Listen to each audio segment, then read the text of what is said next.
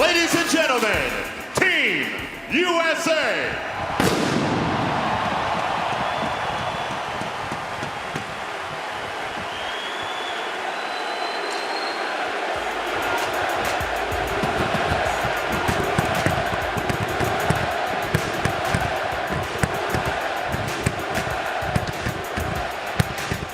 Ladies and gentlemen, joining us for tonight's anthems, would you please welcome the United States Air Force Airman First Class Joshua Hollis.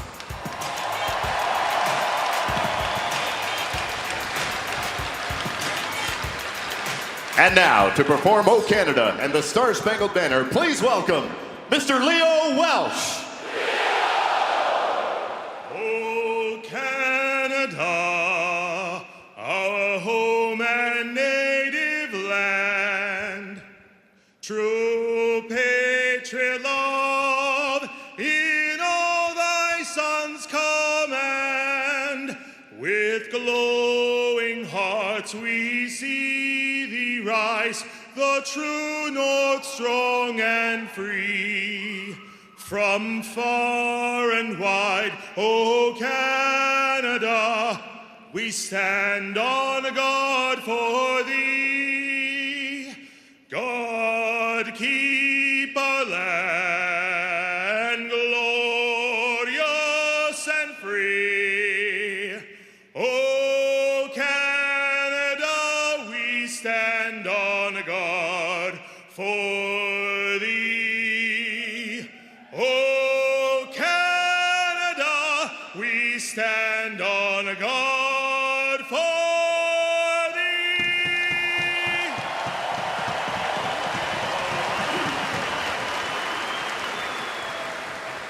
Oh, say, can you see by the dawn's early light what so proudly we hailed at the twilight's last gleaming, whose broad stripes and bright stars through the perilous fight o'er the ramparts we watched were so gallantly streaming, and the rocket's red glare, the bombs bursting in air, gave proof through the night that our flag was still there. Oh, say does that star-spangled banner yet wave o'er the land of the free and the home of the brave? Ladies and gentlemen, Mr. Leo Welsh. From Columbus, Ohio, we set off on another World Cup of Hockey journey, the 13th time that we've had a best-on-best tournament, the first being the 1976 Canada Cup, the most recent, the 2014 Olympics. We throw in the Canada Cup, the World Cup, and the Olympics in terms of best-on-best. John Tortorella, the head coach of the U.S., had an interesting way to put things this morning. He said the key is we want to be inflicting versus being inflicted upon. Jonathan Quick gets the start, the greatest goaltender in the history of the Los Angeles Kings franchise. And for Mike Babcock, always an honor to represent your country. He won't compare Olympics or World Cup, both different, both equally momentous. And in goal, in his first game since November the 25th against the New York Rangers, that's 289 days, Carey Price gets the start for Canada, and hockey fans all around the world, never mind across Canada, wondering just how a man who certainly wore the mantle of finest goaltender in the world will respond after being off that long. We've got a great crew here tonight in Columbus. My name is Paul Romanuk. Gary Galley is down at ice level. Christine Simpson also with us. And Gary, how did Carey Price look during the warm-up? Well, he looked pretty good, and when you talk to General Manager Doug Armstrong, he believes he's the best goalie on the planet, and he may be. And to have him back in the nets for Canada, I think gives the whole team some reassurance. He calms them all down. We'll be looking at line combinations of Sidney Crosby out there with Marchand and Bergeron for Canada. The puck rolls up ahead. Pacioretty was trying to muscle through. He's out there with Pavelski and Kane to start things off. This is Pacioretty dangling there at center, gets it ahead. Kane looking for it. Pavelski peeling towards the slot, but it's knocked down. Marchand bursting down that right side. Knights a backhand shot. That was knocked down, but he picks up his own rebound. Top of the point, wrist shot pushed through by Doughty. It'll wobble to the corner. Canada with a bit of early pressure, trying to show some offensive teeth. Just tremendous offensive talent out there and defense, and that nice little move there by Doughty to get it up ahead. Couture was trying to sneak in, and it was knocked away from him. Great pace to start this game. This will not be a traditional friendly exhibition game. These are great rivals. And the U.S. coming in. Puck dumped in front by Kessler. It comes back out. Buckland trying to get it on goal. And how about this start? Well, the physicality starts for the USA team as Kessler, good bump on Drew Doughty in the corner. Puck guided back there. Pietrangelo fires it in for Canada. The only home ice advantage of any type that the U.S. will enjoy during this tournament. Wrist shot fired in there by Getzlaf was knocked down. And they are, if it's not a sellout, they are darn close here in Columbus tonight. Puck drop back. Here's Getzlaf. Little dangle there, looking towards the front of the net. Lots of traffic, but nobody open. Tried to work it across, and that goes astray. Hustling after it is Wheeler. And he will fire it down deep into the Canadian zone. Puck pops up off the boards. Past Tavares and out towards center. Recovered there by Carlson. He played it over. Fired back in by McDonough. Good stretch to start this game. 17:45 to go in the first period. It is Canada and the U.S. World Cup of Hockey 2016 edition pre-tournament. Puck rolls around. Pushed up by Thornton. Cruising up there after it. Thornton back in the net looking for it. Puck comes all the way back. Vlasic tried to get it in. That went off a set of shin guards and down the ice. And Shea Weber back to Price, who plays it up and ahead. Puck tapped up over the glass, and we get a whistle. Nice pace to start this one, Gary. Well, one thing Mike Babcock worked on in practices in the past week here was transitioning the puck quickly. And Sidney Crosby turns the puck over, and right away Marchand's leaving the zone. A nice backhand play right here and a good save by Jonathan Quick. And we mentioned that the USA want to be more physical. Well, right there, the hit on Doughty by Kessler. Niskanen plays it in. And a great discussion when you talk about great rivalries in international hockey.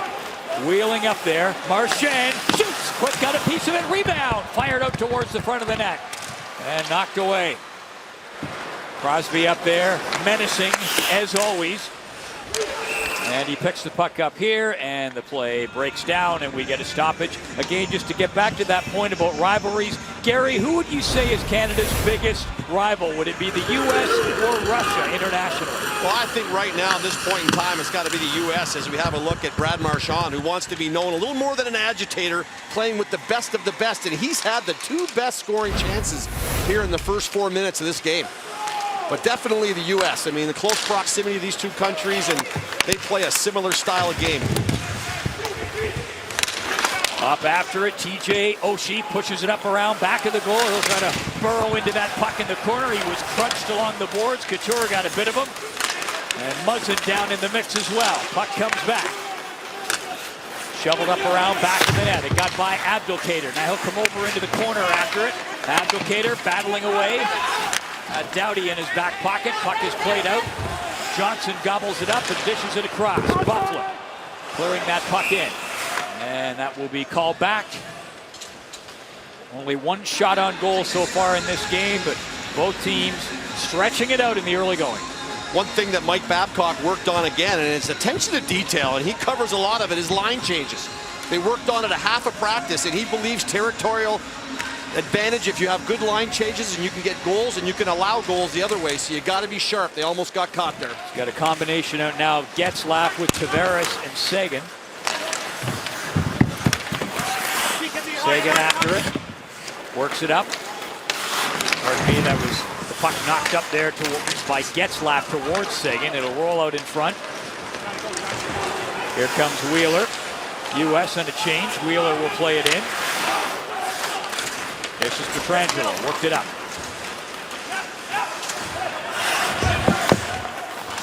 Wheeler out there with Parise and Stepan.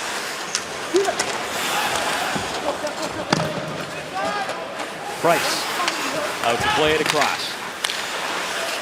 Knocked down. Palmieri. Parise up looking for it. And the puck just rolling past Derek Stepan and then pops outside the blue line. Duchesne after it. Duchesne gets it over. Thornton comes in. He's by himself. Took a look over his shoulder. The reinforcements come over the hill, but just a little bit too late. Wrist shot pushed up off the boards. Duchesne after it. And the puck claimed there by McDonough. Gets it up and around. Vlasic able to keep it in, but not much else. Puck steered up ahead by Carlson. U.S. getting in a change. Weber plays it around. And at the line, it will end up on the stick of Vlasic. Pass up ahead. Crosby on the backhand. Fires one. Quick with the save, and the rebound was pushed away. That was Suter playing it. And had to be wary with a rolling puck in an open net. Their own. Puck tapped around back of the net by Bergeron. Comes up ahead. Marchand trying to get it out in front.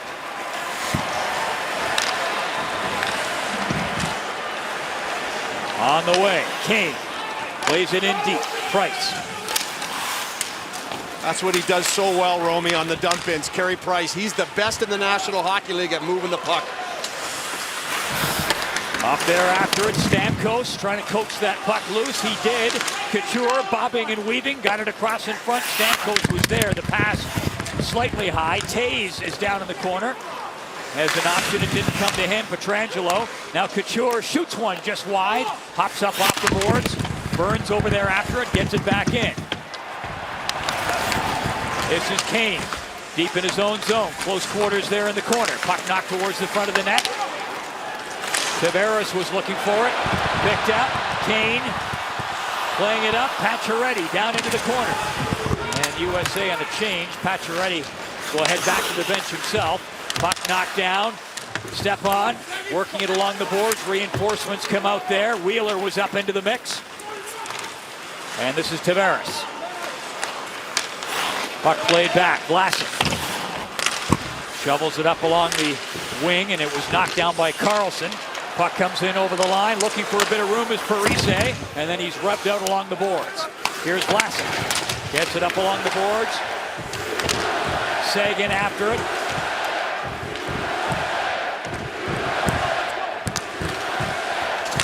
Carlson plays it up. Knocked down. Palmieri rushing up along the boards. He was knocked down. Up there to support is Stepan. Stepan and Palmieri working it. Palmieri just lost it there. Puck played across by Thornton. Got it over. Here comes Duchesne. In over the line. He'll drive towards the corner, then get some help. Thornton works it back to the blue line. Winding up. Doughty fires a shot. Puck knocked down.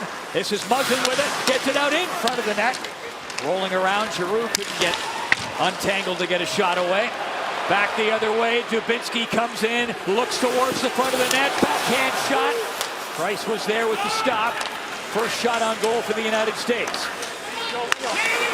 As we see in these best of best, not very many whistles, and the pace is outrageous. Well, you are right down between the benches. How's the chatter at this point? Not much? Too much breathing going on to talk. Exactly. Bergeron fires one, rebound in front. Big stop by Quick. Rebound comes down, and it's cleared, but not out. Quick, big test down in front. And the puck played down the ice. And a great scoring chance for Canada. As I mentioned, the pace is unbelievable. And these guys, even though they're in a mini training camp, they have not seen pace like this. Jonathan Quick plays it around the wall, and it gets intercepted, and Bergeron finds Crosby off a rebound. Putting pucks to the net. We saw Getzlaf and Thornton both pass up on shots, and on the bench they were talking about shooting the puck, and they've been doing it a lot more. This is Pavelski up in over the blue line. Pavelski out there with Kane and Pacioretty again. Puck pushed up towards the corner. Pacioretty chops at it. This is Couture. Fires one. It was knocked down by Stamkos, trying to get loose there against the persistent Jack Johnson. Puck fired in from the blue line, was knocked down. That was Brent Burns who let it go. This is Kane. Slides it up for Pacioretty. Sharp angle shot. And Carey Price with the stop. And he hangs on. And Pacioretty skates by with the word quick with the big stops, though, so far in this one.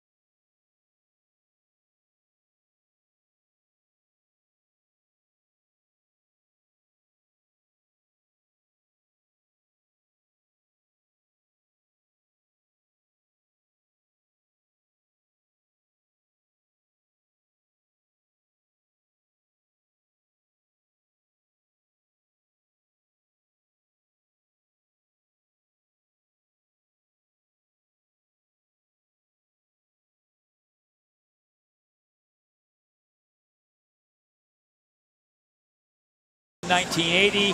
The other would be 1996 and the World Cup.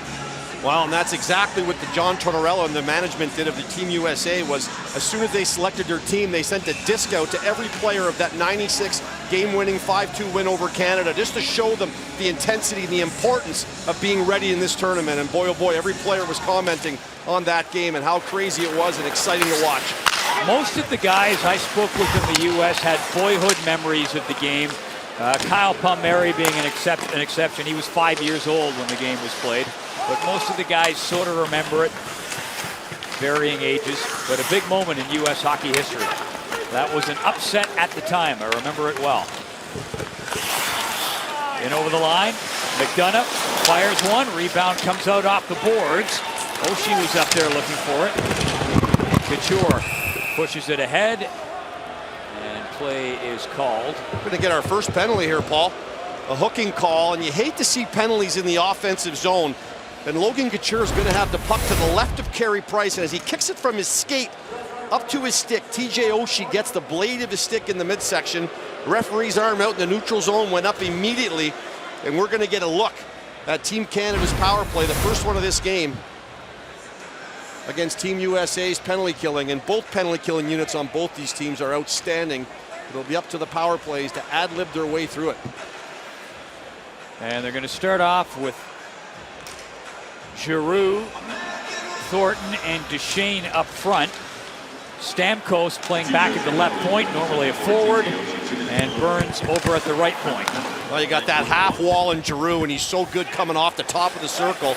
And then down low, you got the passer, Joe Thornton, who's got the great vision and the great passing ability to put it through sticks and skates to find him. Backus and Stepan start off as the two forwards for the U.S. No surprises there. Suter back after it, and Niskanen is the other defenseman to start things off in the PK. One-timer drilled on goal by Stamkos. And how many times during the season have we seen Stamkos make that play? There may not be a better guy in the league at the one-timer. Well, not having Duncan Keith really limits Canada on the power play on defense side of things, so they had 4 forwards out there. Puck work back towards the blue line. Getzlaf is in the slot, but it comes out and punched towards the net by Crosby. Back out to the line again. Moved up by Doughty. Puck comes over, and trying with the one-timer was Seguin, but knocked away from him and cleared. 54 seconds to go on the power play. One-timers are hard enough when it's coming to you flat through all the traffic, but that was bouncing a little bit. Maybe better to settle it down. And Tavares gets it up and ahead. Seguin and Crosby, the other 2 forwards. Getzlaf now is going to head to the bench as Mike Babcock will juggle it around. 33 seconds to go on the power play. This is Doughty, moves it up and ahead, comes back to Doughty. He is back at the blue line with Shea Weber, a couple of twin cannons, and as they say that, Doughty heads to the bench, and Burns comes over. So Burns and Weber back at the line. Puck worked up. Stamkos out there again. This is Weber, fires a wrist shot, just missed. Known more for that blistering blast, but he let the wrist shot go that time. Now it will come out. Weber, backhand shot in front of the net. Chop just wide. Another shot comes in. Stamkos was poised for the redirect. Now it comes in. He had to bat it down. Penalized player back out. 2 shots on goal for Canada. Really good end zone time for Team Canada. They controlled a lot of the play, but a lot of it was on the perimeter. USA doing a really good job. Well, they caught one up right there. The puck knocked down, trying to rush it in was Seguin, knocked away. He couldn't get it across to Taves. Now turned over in front. Couture with a great chance, and Quick with a better save. And another one. Couture given a bump by Niskanen. Pacioretty jabbing at it. And finally the puck played up. Canada outshooting the U.S. 10-1 with 7:28 to go in period number 1. Marchand lost it. Stepping back in over the line, Palmieri tried to slide it back, broken up by Sidney Crosby, lays it up ahead. Marchand trying to catch up to it, couldn't get there. Burns. Burns again. Quick pass across. Here comes Crosby on the way in. Up to Bergeron. Crosby shooting. Rebound. Comes out quick with another stop. Crosby line's been a going concern for Team USA. The bulk of the good chances have come off that line. They are moving. Bathurst plays it in.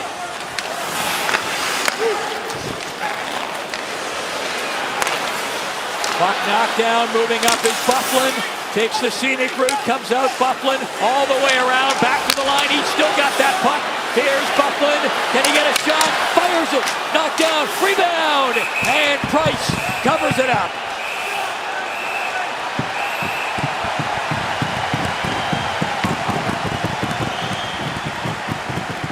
Dustin Byfuglien puts on a bit of a show. He had it. He had it a long time. But when he got the shot away, Price was there.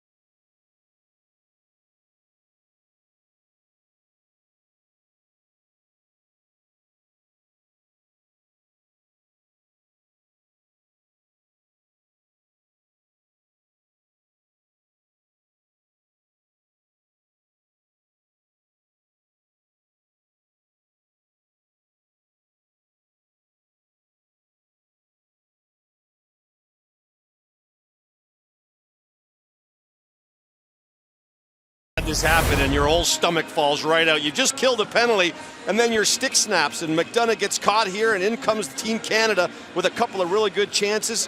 Sega throws it in front, Taze turns it over, and they get a couple of really good cracks at Jonathan Quick, and then circling the wagon trains for Dustin Buckland. He really messes up defenses when he joins the rush and gets into that offensive zone. Carey Price holding tight on the post. Nice to see Dustin Buckland put on a bit of a show there. He has never played for the United States at any level of hockey. This is his international debut. Well, him and Jack Johnson were kind of snubbed in Sochi, and things didn't go well in Sochi. They didn't medal, and they made a number of changes. And who's on the lineup now? Jack Johnson and Dustin Buckland. Like never, though. Not under 18, not under 17, not World Junior, nothing for Buckland, which is surprising when you consider what a dominant player is in the NHL. Kane plays it in, speaking of dominant players, and he gets the puck here, feathers it back, Niskanen shoots, rebound, in front! Knocked away. They didn't land the rebound on goal. That was Stepan with a valiant effort. Doughty picks it up. Heels it back there to Muzzin. Doughty and Muzzin often play together for the LA Kings. So a nice fit there. Lots of comfort. Oshie gets it up along the boards. Suter ends up on the stick of Oshie, dropped it back, puck rifled in on goal by Stepan, and knocked away. 5:13 to go in the first period. Canada out shooting the U.S. 12-5, no score.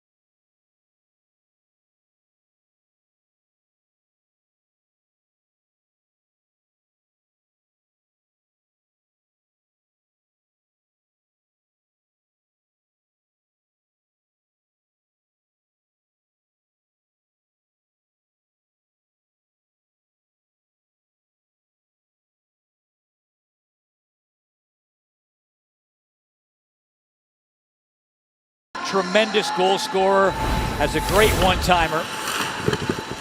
Well, and you got to bring more than just offense. You got to bring the physicality. When you're loaded up with these all #1 centermen, I mentioned that earlier, and you got to split them up onto the wings, and Stamkos is playing on the wing. You got to get in on the forecheck. You got to finish your checks, and good solid hit there on McDonough. Puck will come back. Niskanen takes a look and just nowhere to put it. Lots and lots of traffic in the lanes, and he couldn't get it through. It was deflected out of play. Well, with the loss of some of the players Team Canada got due to injury with Carter and Benn, they've lost a bit of speed. Getzlaf, not known for being super quick, but positionally sound. And right there, he gets his stick right in the lane on Stepan, who was looking at a bit of an open net to the right of Carey Price. Kessler, Abdelkader, and Oshie out there for the U.S. Over cruising and looking for it was Thornton. Thornton out there with Giroux and Duchesne. Thornton along the boards, gets it up, knocked down. Played back up there by Niskanen. Oshie on the left side, but couldn't hit very far as he locked up against Weber. And the puck will roll to Carey Price, who hangs on. And Oshie coming in for a little pushing and shoving, and I wouldn't call it acrimonious just yet, but certainly both these teams a lot of chirping. It is pre-tournament action. Canada and the U.S. from Columbus, Ohio. U.S. with home ice advantage. Paul Romanek along with Gary Galley and Christine Simpson. Great to have you with us wherever you're looking in. There is no score in this game as of yet. These two teams playing tonight. They will bug out right after the game and do it again tomorrow in the nation's capital in Canada, in Ottawa. Puck rolls back, pushed towards the goal. Price made a quick stop there on Pacioretty. Pacioretty's had a couple of shots on goal now for the U.S. against his regular season teammate Price. Another one gets through there, and Price will hang on to it. Well, this line for the U.S. will be a going concern for any opponent they play. They racked up 116 goals and 248 points between them, and there's a nice little deflection off the draw by Patrick Kane. They do a good job of staying on the puck. Pavelski will dog that puck down, which he did right there. He's not just a scorer, he really pressures the puck, and he gets another steal. Carey Price having to be pretty sharp. That's a nice line indeed. Pavelski, Pacioretty, and Kane. They got a bit of everything. They got size, they got speed, and of course the creativity of Patrick Kane. And when you look at John Tortorella preaching this north-south game, I asked him, I said, you've got one of the few guys that just goes east-west all the time like Patrick Kane. He said, I'm just going to turn my head when he's doing it. Coming off a career season, 106 points. Brilliant year Kane had. And one of the most entertaining players in the game to watch. Puck steered towards the front, picked up here by Tavares. He'll come out, centers it in front of the net. Swept towards the goal there, point blank by Seguin. Seguin with it again, trying to dance his way towards the front. Getzlaf down there.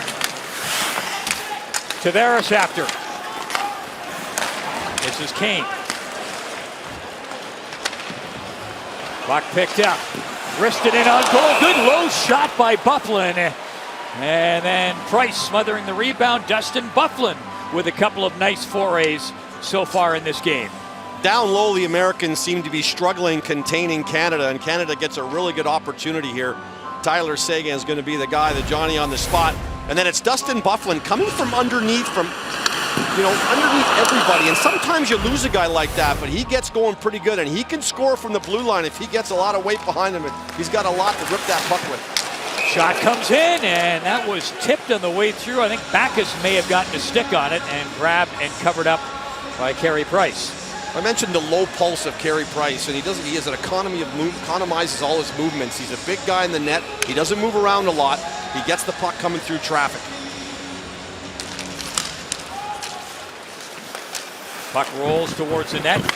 Mike Babcock with a nice remark this morning as Price steers that shot from Dubinsky away. Said, I can't imagine any coach not sleeping soundly every night when they've got Carey Price in goal.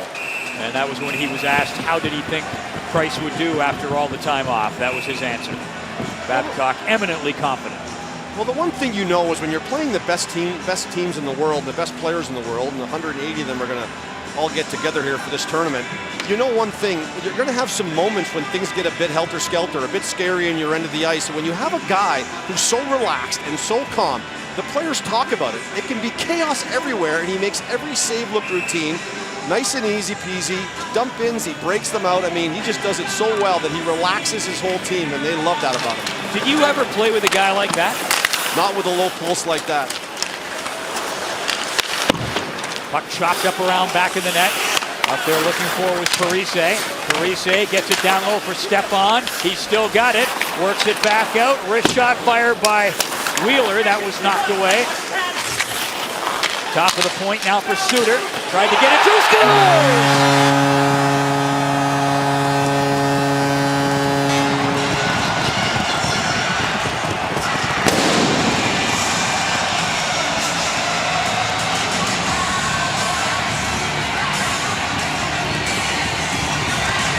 Parise with the goal. It's 1-0 U.S.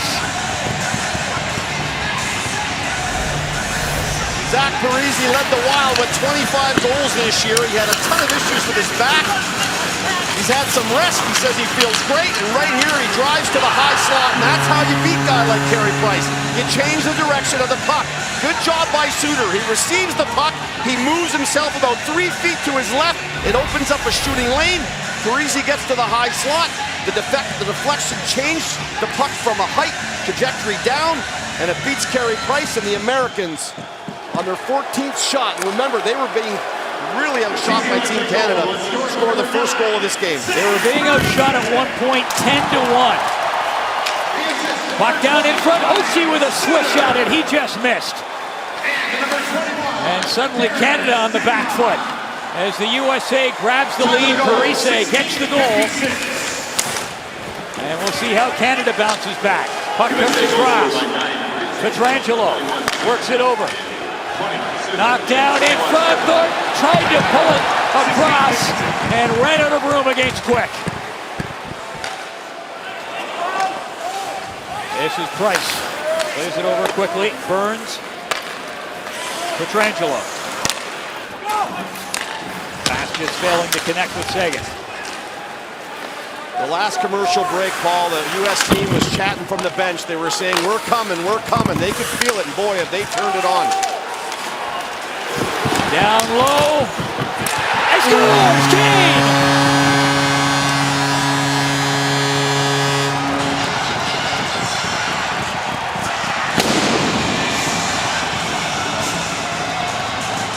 They are feeling it all right. The U.S. with 2 quick ones. And it's a 2-0 lead. You miss one at one end, oftentimes it bites you at the other. Thornton misses, and down come the U.S. and Patrick Kane. So good in tight places. He gets in, gets it upstairs. Price makes the save, but he stays with it. Right here he contains it, up into the shirt, and then followed it down with the whack at it, into the back of the net. 2-0 USA. It's the one thing John Tortorella talked about this morning, was that they needed to turn the game around, the momentum of the game. And Shea Weber's trying to spin it back in Canada's favor by throwing a big hit here right at center ice, but U.S. does a good job of getting the momentum back in this period. Parise gets one at 16:56, and Kane comes back at 18:01 to make it 2-0. Well, the puck gets turned over on a good pinch by Carlson. And then Pavelski, as I mentioned earlier, loves to dog the puck down. He dogs it down right at the face-off dot and tips this down to Kane. Kane gets the first shot, hits him right in the leaf, and as it falls down, he goes to the net, unattested, and knocks it into the net. USA now outshooting Canada 16-15 inside the final 2 minutes of this first period. And Canada dominating the first half of the period, but the U.S. turning it around. They were slow out of the blocks, but they are dominating the last few shifts. Palmieri taps it in over the line. He's given a bump. And now Palmieri losing his helmet. They are not going to allow players to take runs at Sidney Crosby. This is not going to happen. And Shea Weber had enough of watching this line. And this is kind of a bit, they call it the havoc line.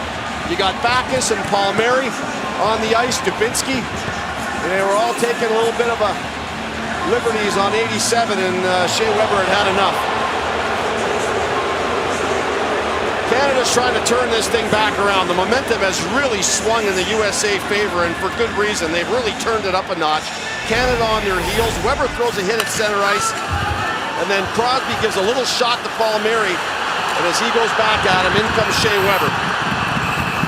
And remember, this is North American NHL rules, so the odd dust-up can occur here. It's not like international hockey. And about the 10-minute mark, I know Romy asked me about the conversation between the benches, and up around that 8-minute mark, there wasn't much going on. When it hit the 10-minute mark, there was enough dislike in the period already that the benches were chirping at one another.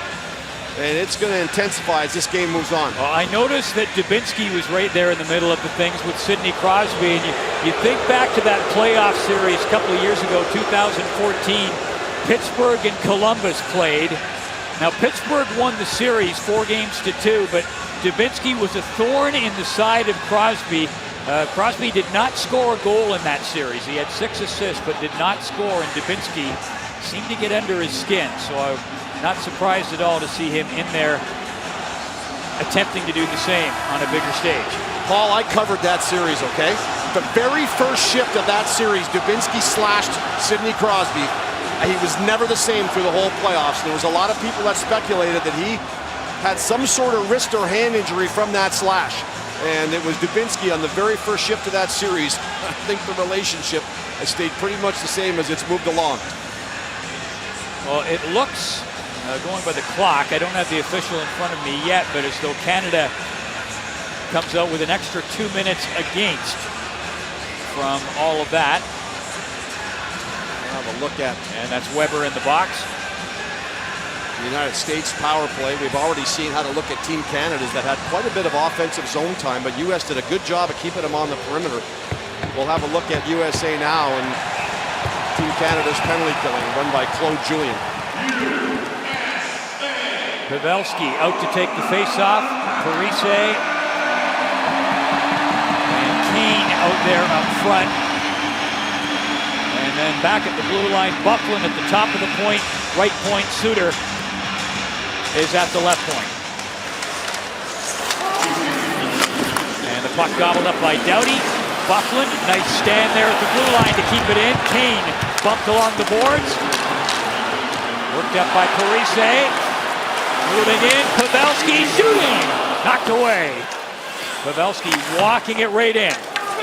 He's got a great shot, tremendous goal scorer. And the captain of the U.S. in this tournament. This is Joe Pavelski. Plays it ahead. Kane bumps it back. Suter walks it across. Kane open over on the right side, but they go for the one-timer. That was Byfuglien who let it fly. Kane with it now. Back to the line for Suter. Over to Kane. Curls in. Drops it down low. Looking there is Parise. Back out. Suter looks. Looks to his right. Gets it to Kane. This is Kane. Looks back towards the blue line. Tried to get it back there. Picked up by Pavelski. Back to Pavelski. Tried for the sharp angle. Saw a little bit of daylight there between Price and the post, but couldn't find it. Suter. Kane. Tried to time it, got it across in front. Parise was looking for it. Good pressure here from the U.S., and time will run out in this first period. When we get things underway in the second period, the U.S. will be on the power play for the first 39 seconds. So Kane with a goal at 18:01. Parise had one at 16:56. A couple of quick ones for the United States, and they lead 2-0 after one.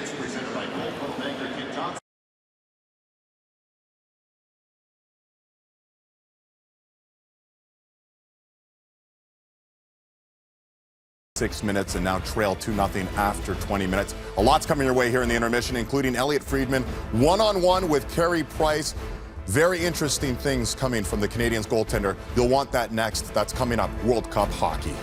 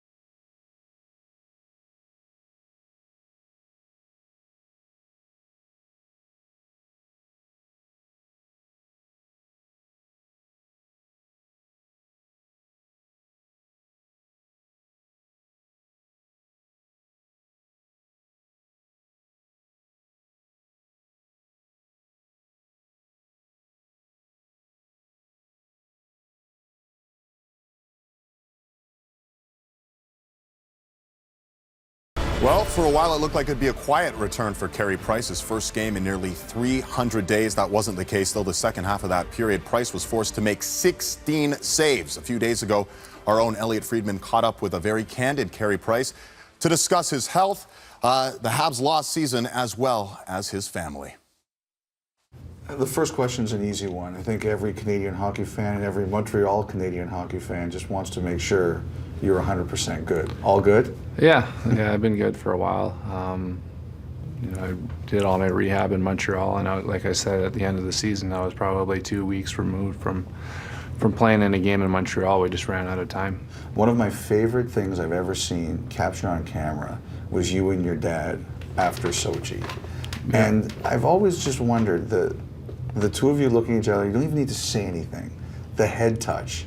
I don't know why, but I've always been so impressed by the tribute you and your father had in that moment. What was just going through your head? Well, I mean, we've obviously been through a lot together, a lot of time traveling, and it was a special moment. I almost kind of wish that was a little bit more private, but it was definitely a special time to share with my dad. You're a father now, and I wonder, how has it changed you this summer? I think it just kind of changed priorities a little bit. When you have your own child, you kind of realize that life isn't all about you anymore, and you have a whole new set of, like I said, priorities. So I think it's kind of mellowed me out a little bit more. What was it like watching that season last year? It's not a lot of fun. It's never fun being hurt first, but then it's even harder when your team's losing because you feel pretty helpless. And any guy who's ever been in a long-term injury knows how kind of useless you feel and how you're there, but you don't really feel like you're a part of everything. So, I'm just glad that's over and just looking forward to this year. The trade. Did you know about it? I didn't know about it, no. Mm-hmm. I had an idea that it was possible. Obviously, the way our game is structured and the way PK plays, we're headed in a different direction, so I thought it was plausible. But, at the end of the day, the type of player that we picked up fits in perfectly with what we're trying to build. Can I just ask you a bit more about that? And I'm not looking to rip PK at all. I think enough of that happens anonymously. But when you talk about the way the Canadians played and the way PK was played, why couldn't it mix? Well, obviously, PK is... he's an offensive defenseman and a risk taker, and that's made him successful. That's the way he plays the game.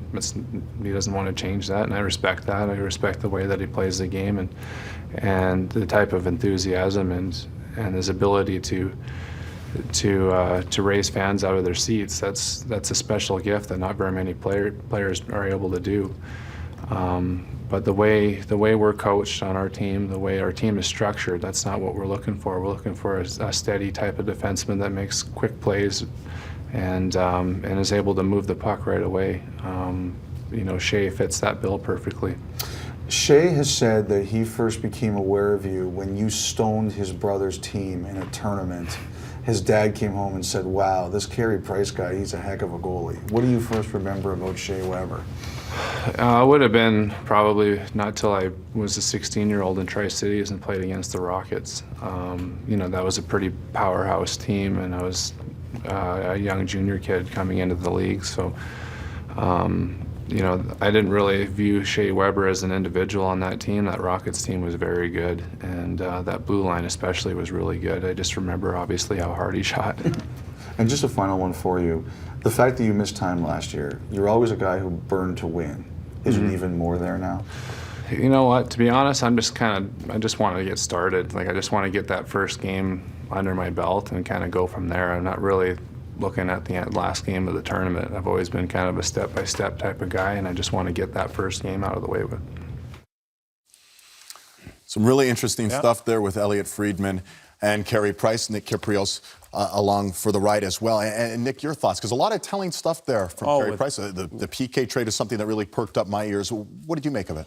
Without a doubt, and Elliot, excellent job, because Elliot got Carey to say stuff that we really hadn't heard before. And the telling thing for me is the fact that it really did turn into a Therrien versus PK situation. And Proof is in the pudding in your interview. He talked about the style of coaching and how it was heading in a different direction and what they want out of Shea Weber. Quick passes, quick ups. They're not looking for the individual situation on many occasions that they saw through PK.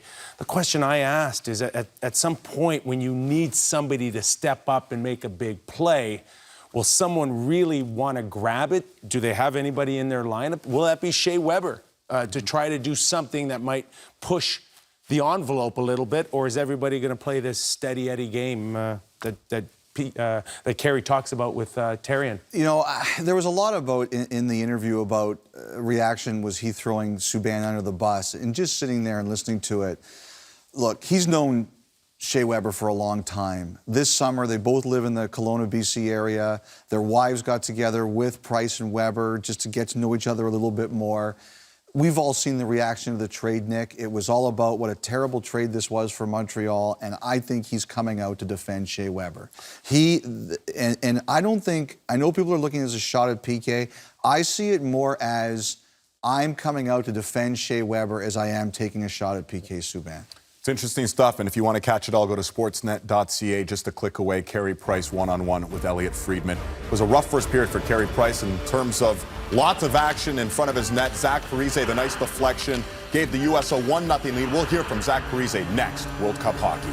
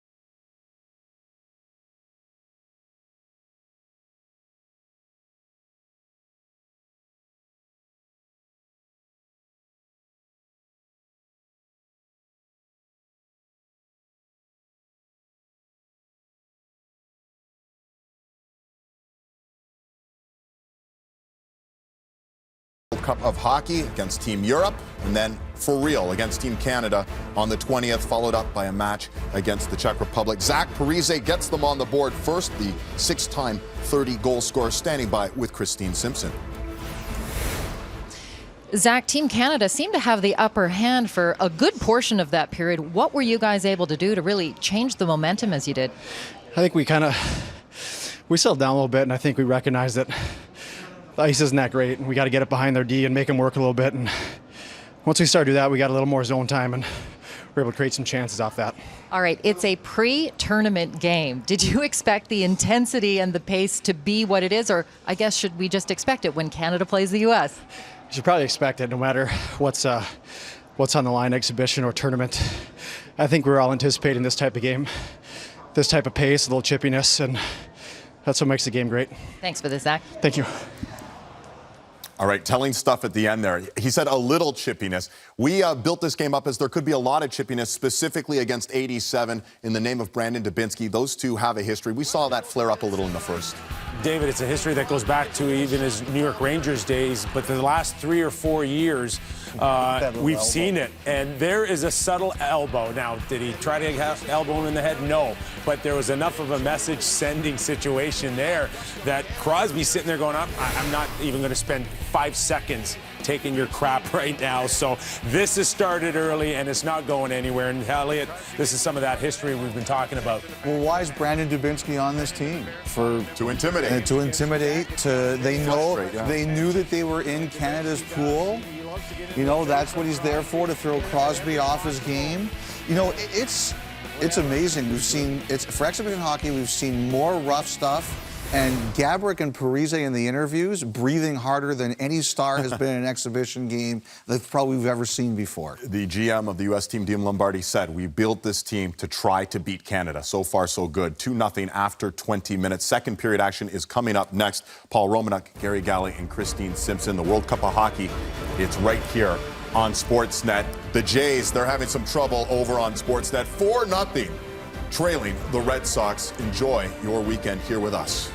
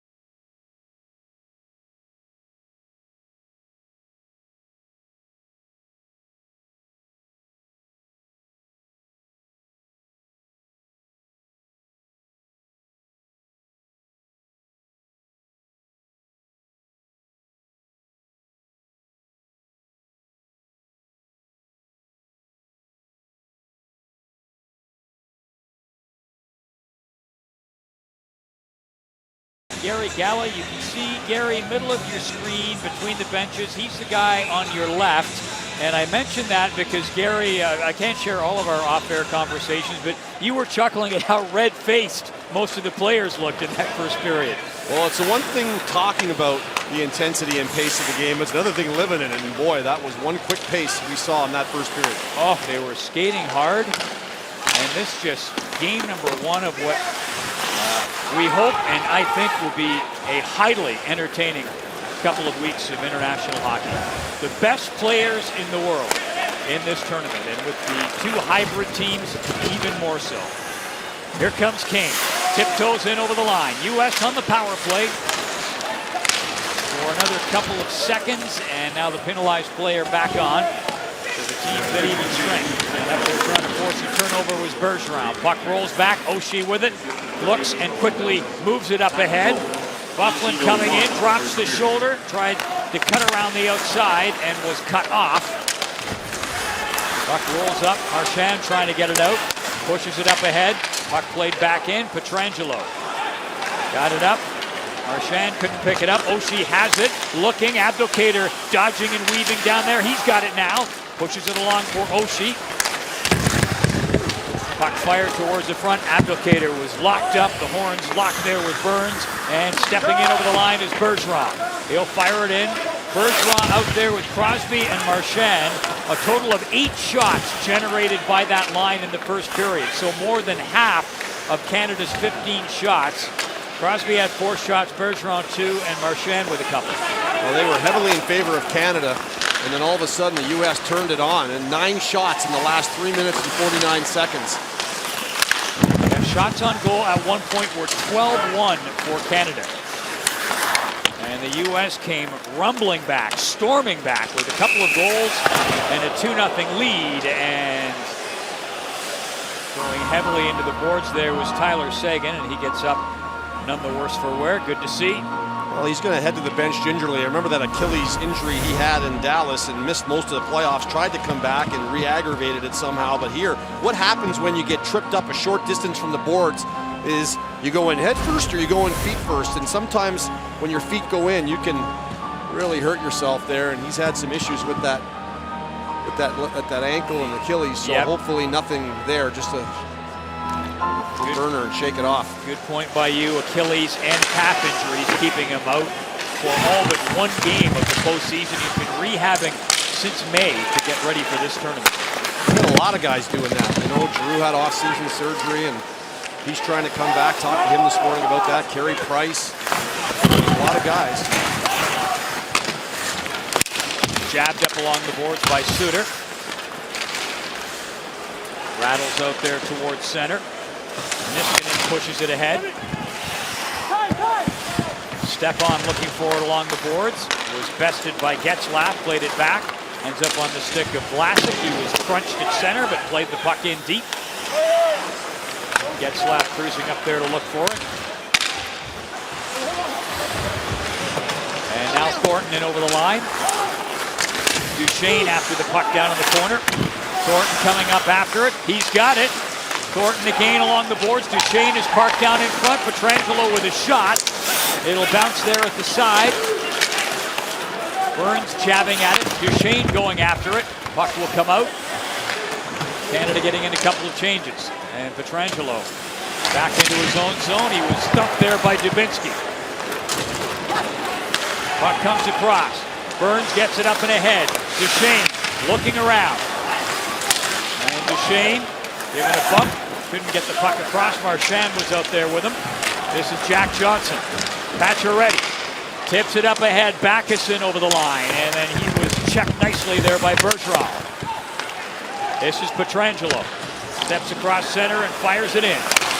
Bergeron tips it out and was looking for Marchand, but knocked away from him. Pass comes up and Pacioretty wheeling down that left side. He'll catch up to the puck here. Being watched by Muzzin. They get tangled up in a maze of sticks and skates along the boards. Puck tipped off the boards and out. Johnson hustles back hard. Got there before Crosby. Well, the one thing you don't want to do if you're Dustin Byfuglien is when you feel like you have a chance to put a puck to a net and you drop pass, send Sidney Crosby the other way. You got to be careful when you're playing against the best players. And here's Tyler Seguin as he and Suter get all tangled up, chasing down the icing.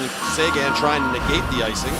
Accidentally gets caught up with Suter and feet first, and he looks like he's going to be fine, which is a good thing for Team Canada. Well, the elephant in the room for any tournament like this, and guys don't like to talk about it, is somebody getting hurt, suffering a bad injury, and missing all or part of the NHL season. You just hope nothing like that happens. It has in the past, and you could argue it's always a risk whenever you play a game with as much contact as hockey.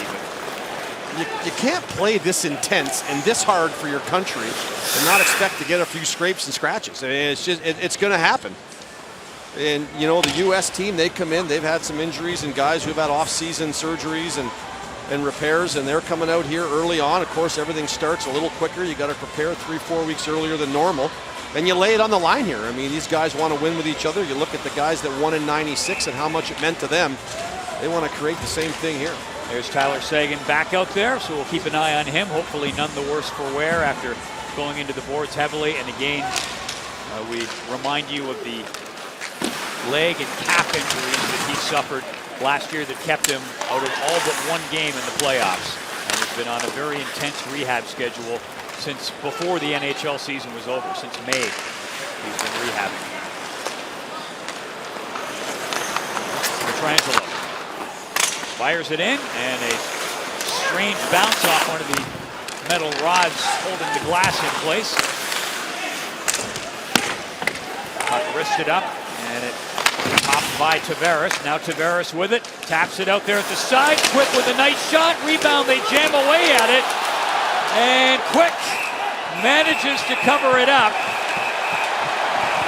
That was Seguin who had the scoring chance.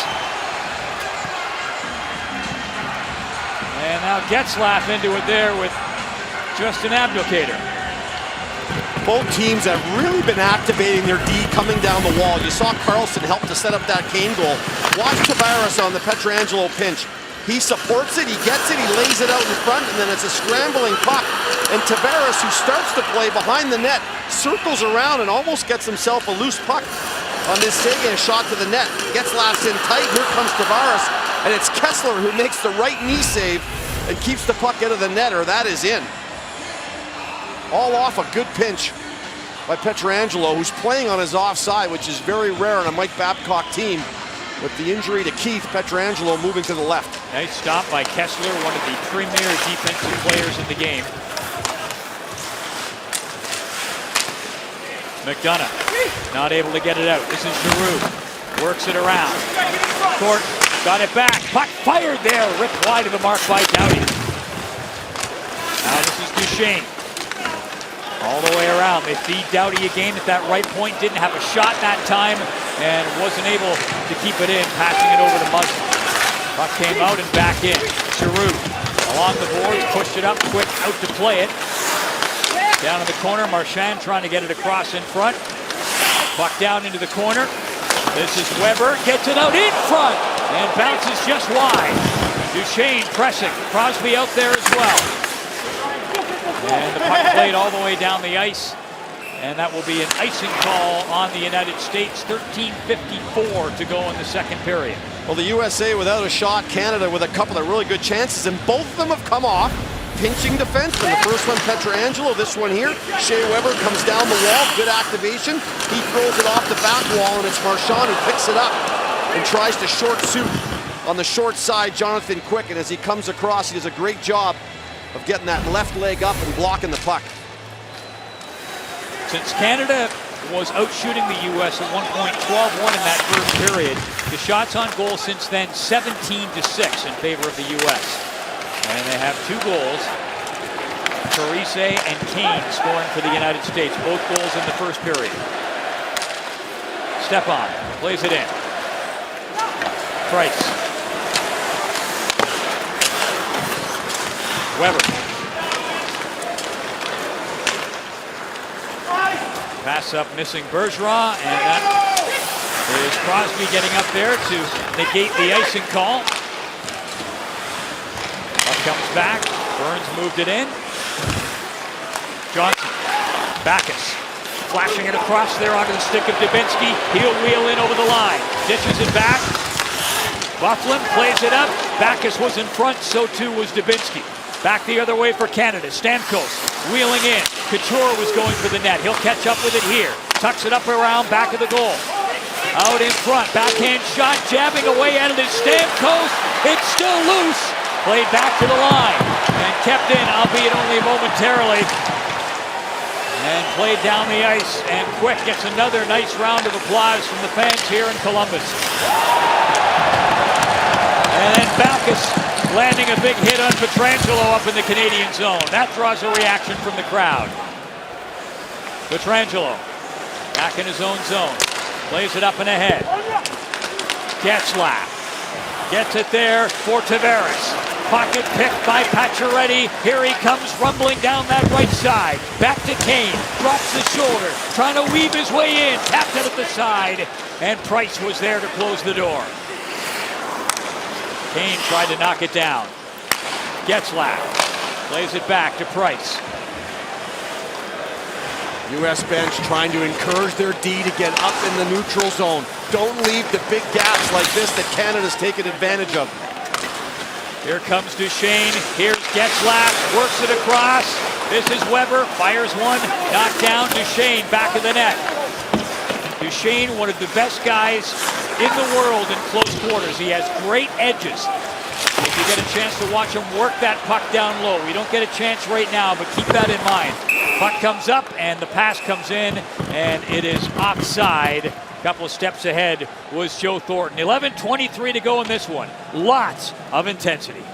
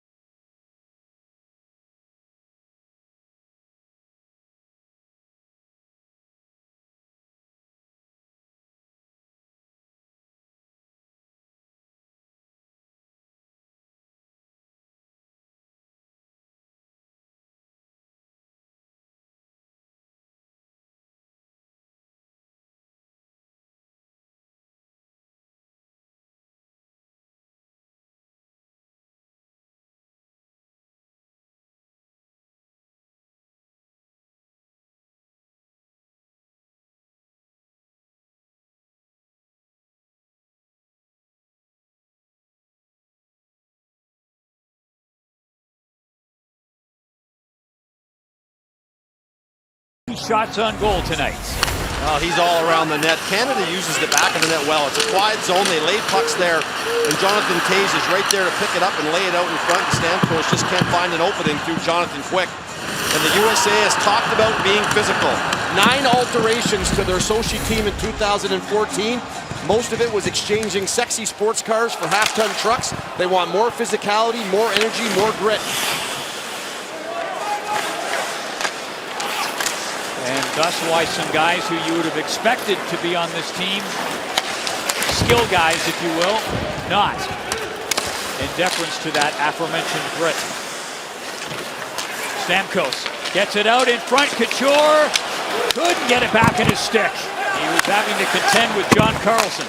Puck back at the line, punched in on goal by Weber. And Weber will get it again. No shot this time. He swings it over there for Vlasic, who pokes it up ahead. Toews got it back to the line. Puck fired in, and that was tipped on the way through. I believe that was Stamkos who got his stick on it. And a nice stop again by Quick. Bending but not breaking. That's Team USA, because Canada is laying on them again. Very similar to what they did early in the first period. In on the puck first, good support, and then it comes out in front, and a real good chance by Couture, and an even better block by Carlson. And then this deflection, Jonathan Quick is going to look up high, down, changes directions. Great leg save. Marchand Lets it come around. Burns, who's pinched well up there on that right side. Loves to do that. You watch him play with the San Jose Sharks. Loves to pinch up in deep. And the forward will drop back and cover for him. Here's Marchand after it. Marchand still looking for it. Plays it back. Patrice Bergeron.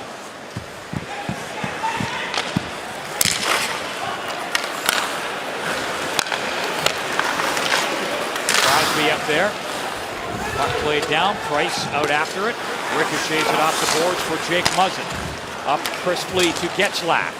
Gets it across. Stepping in over the blue line. Seguin trying to get through traffic and just too much traffic to be able to penetrate. Getzlaf lunging after it, but cleared away from him by Suter.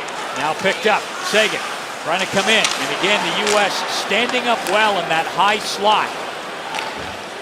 On the way back up is Suter, and he will play it in. And the puck is grabbed and held by Price. USA leads 2-0. You're watching the World Cup of Hockey.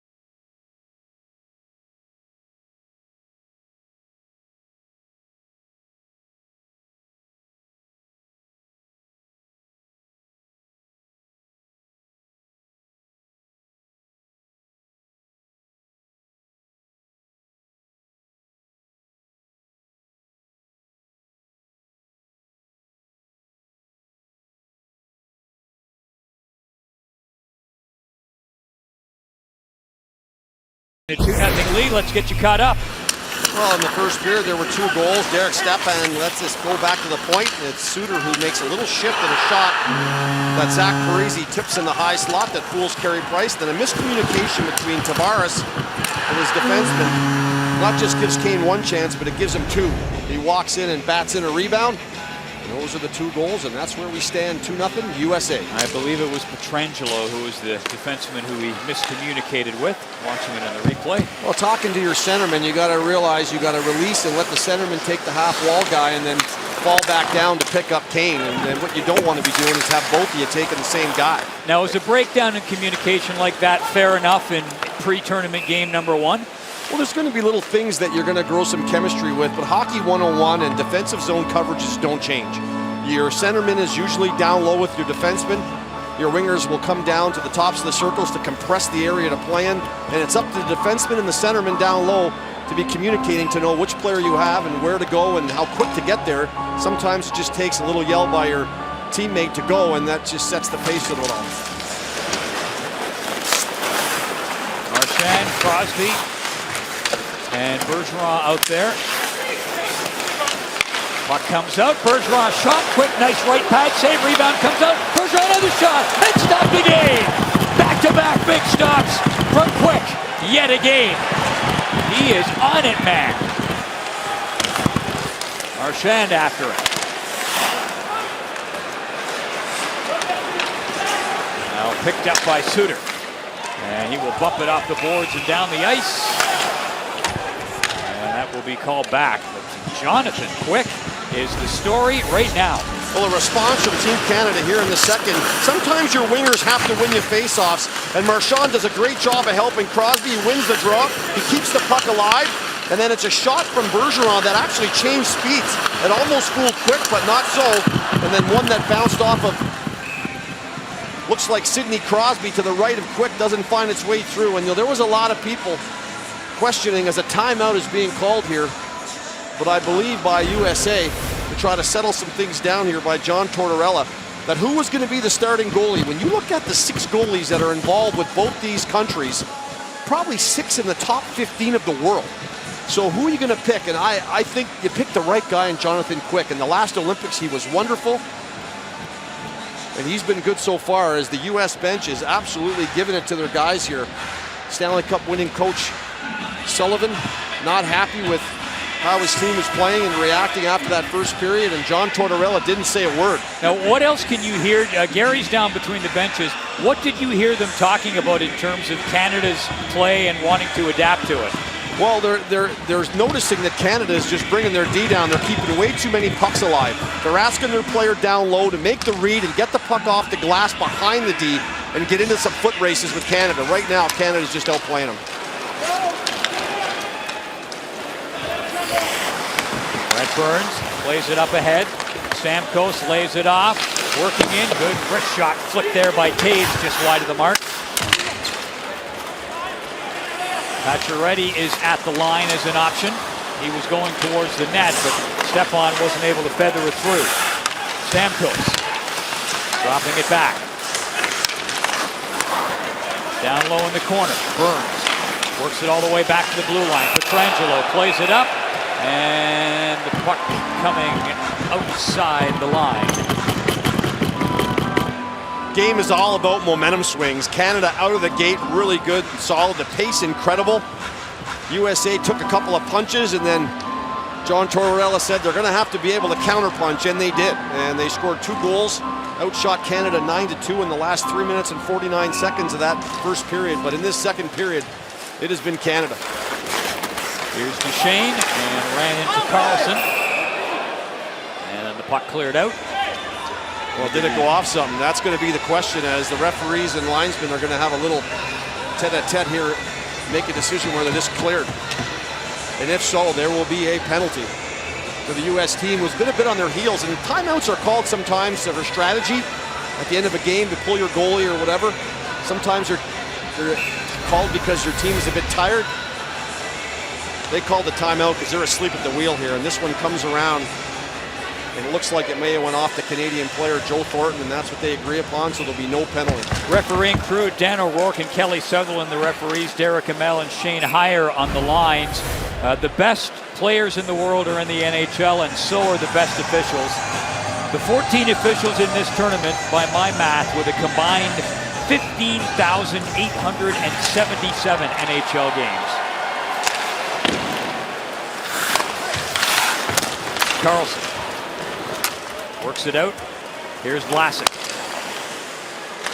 Weber. No!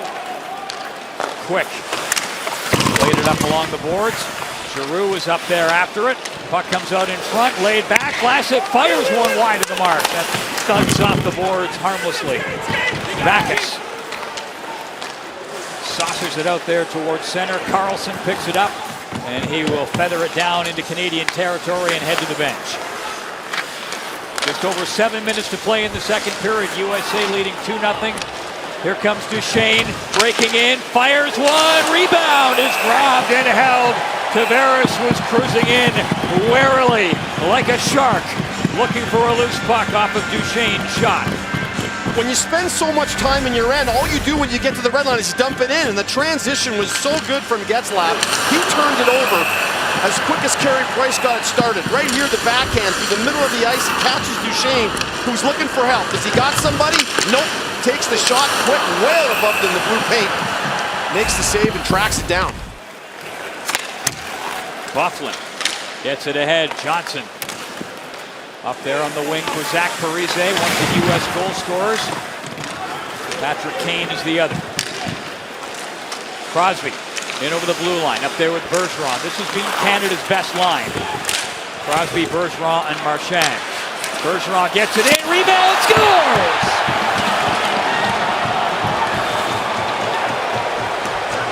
And the best line gets Canada on the board.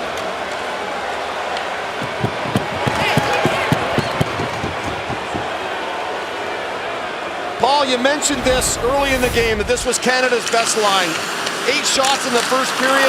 You can't mess around with this line. The USA team doesn't get it out at the blue line. It's a quick transition back to Crosby. And it ends up on the stick of Bergeron, who follows to the net. Crosby's going to leave the zone. He sees it get turned over. He's underneath the D. How do you lead the best player in the world all by himself behind you? You've got to have the guys counted for. He's all alone. Bunt back to Bergeron. And he buries it into the wide open net. Two-time Olympian, two-time World Championship player, 3-time Selke winner, and gets Canada's first goal in this game. He has some traction with Sidney Crosby. They've played together before. And he's also plays with Brad Marchand in Boston. So that line has got some instant chemistry and trust with one another. Matt Niskanen gets it up around the boards.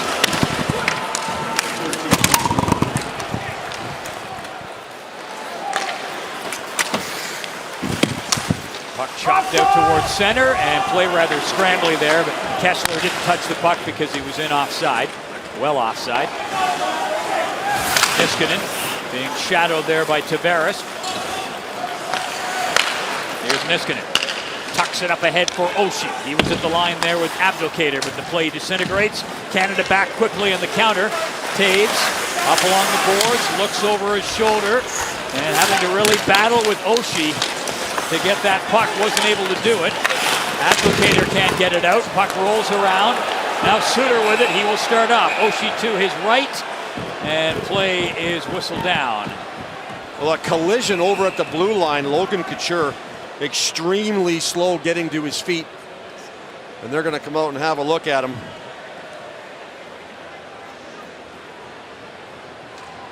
He looks a bit dazed, and he's down looking for the puck, and I think to the left of him, Oshie comes in and kind of catches him, I think on his shoulder, and spins him around into the boards. The USA is struggling to get out of their end. They spent quite a few minutes just battling to get out, and at the end of the day, the frustration. So Couture shakes away the cobwebs.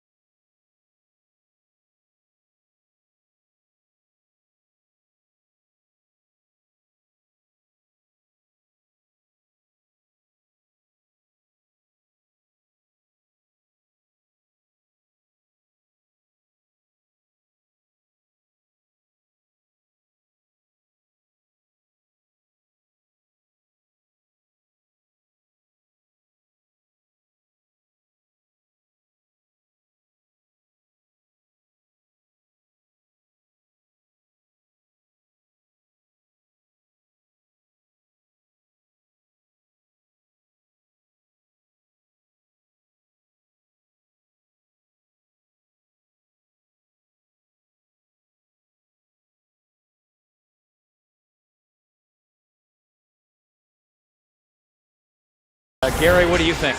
Well, I think the main part of the contact here looks to be the side of the head of Logan Couture. He might have got away with one there. Frustration at getting out of your end, and he was just upset he couldn't get out of the end, so he just lowered the boom. Unfortunately, Couture was a bit low, and he was a bit high. We'll keep an eye and see if when Couture comes back. Just over 5 minutes to go in the second period. He did head down to the dressing room. as we are going to commercial break. Puck tapped up there for Duchesne, coming down the left side. He's got it again. Duchesne gets it up there deep. Giroux looking for it. And the puck floated down the ice. And that will be an icing call on the U.S. Mike Babcock trying to get his troops back going again. All the success he's had with Team Canada. He mentioned the fact that this is going to be not like Sochi. You can't play the same way they played in Sochi. They're going to have a different way of doing things here. Different format, different ice dimensions, and a different strategy to win. Off the draw, trying to get a wrist shot through there was Tavares, and the rebound covered up with Tyler Seguin, among others, in front, looking for a loose puck. USA getting frustrated as Canada continues to lean on them hard here in the second period. And again, off the face-offs, the wingers are winning the battles for Canada. Not necessarily clean draws, but the wingers are getting in, tipping them back, and creating all kinds of chances right in there, jumping right in off the draws. Tavares, he gets the shot to the net.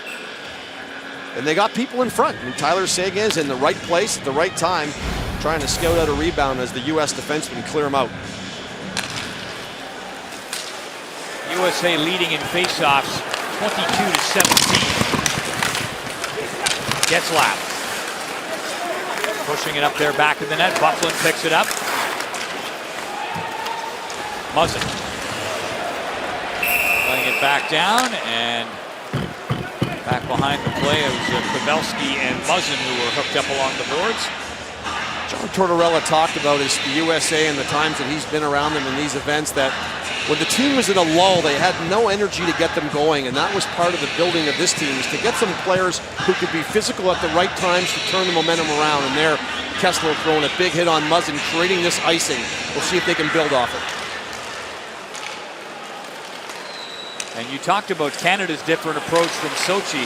Be interesting to see how all that sifts down, because the real hallmark of that Canadian team, I thought anyway, was just absolutely smothering team defense. Maybe the best ever from a Canadian team in an international hockey tournament. Rebound in front, scores! Pavelski!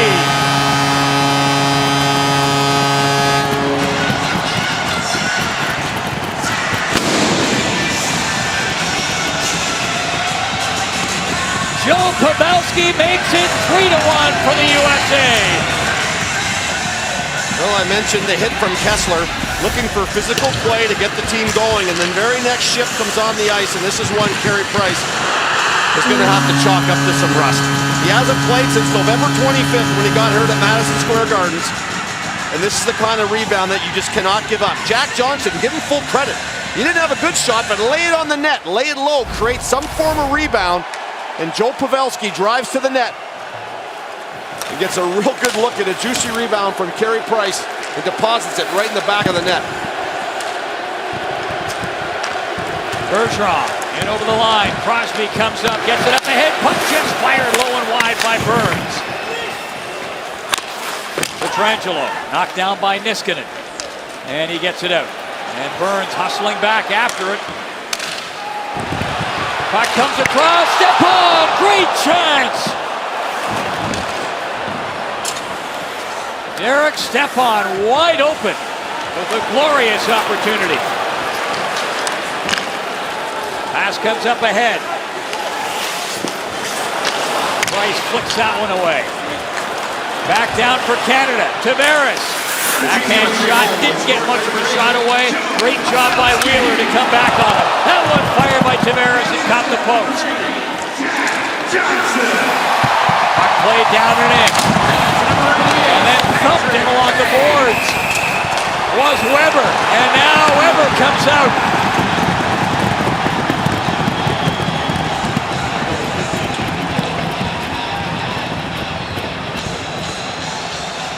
If there is a villain in the National Hockey League, a guy that everybody hates unless you're playing with him, that's Kessler. And the last 3 minutes and 49 seconds, the U.S. compiled 9 shots in the first period. And here in the last 3.5 minutes, they have turned it on again. And if not for Blake Wheeler's speed, Tavares would have been clear cut. Anyone else chasing him back, he may have never caught him. Wheeler catches him. Here we'll have a look at the step-on chance. I thought he was going to bury this off the Yoshi, but it got on its edge a little bit, and he couldn't get a real good look at it. And then the long pass here to Stamkos through the middle. He can't finish. And then Weber going back to get a puck. He sees, there's the shoulder check. He sees Kessler coming, but Kessler just goes in and drives him right into the boards. The hand goes up, Kessler will make his way to the box, and all the shenanigans after will be sorted out. But there's no doubt Weber will join him in the box. We'll see how the referees dish it all out. Toews going in as well. He shoulder checked. He saw him coming. It was the power of Kessler. Maybe they're going to give him a charge here. And you've got to protect yourself when you see him coming, and you know he's going to finish his hit. Canada has been so good to the first half to 2/3 of the period, and then all of a sudden the U.S. find their legs near the end of the period. Here's Kessler, he dumps it in. That's the way he does his best, get it in and follow it in. And there he just carries Weber into the boards. He kind of rolls them in. And Team Canada didn't like that, and they reacted in accord to that. Yeah, Toews jumped right in there, and then Kessler contending with him, and then Weber headed right back from the corner. Well, Kessler is not in the box anymore, so I would assume his penalty is more than 2 minutes. If they're sending him on his way to the penalty box. 2:55 remaining in the period. Right, so you assume it's a double minor at least. And for Weber, the reaction coming off the wall, and Toews jumping in as well. We'll get you the other ones probably for roughing, but we'll wait for the referees to give the call. Canada out shooting the U.S. 32-23. Yet losing 3-1 here. Referees Dan O'Rourke and Kelly Sutherland trying to sort things out. Yeah, 5-minute major for Ryan Kessler. And a couple of double minors for Toews and Weber, and it'll be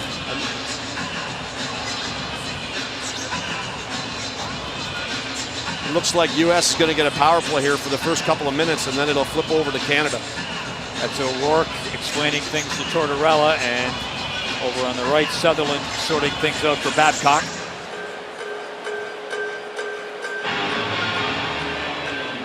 I mean, this is all about leaving a mark, right? If you're John Tortorella, the north-south style, the big team that you've built here, they've built more size, more grit, lots of hits.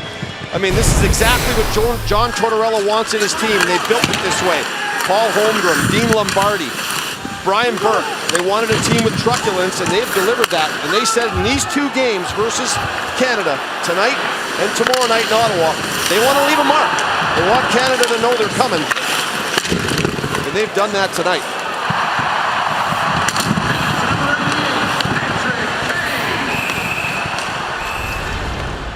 The average weight of these teams, USA 209 pounds, average Canada 207. That's how the numbers break down. 5 minutes before game misconduct. But comes back to Suter.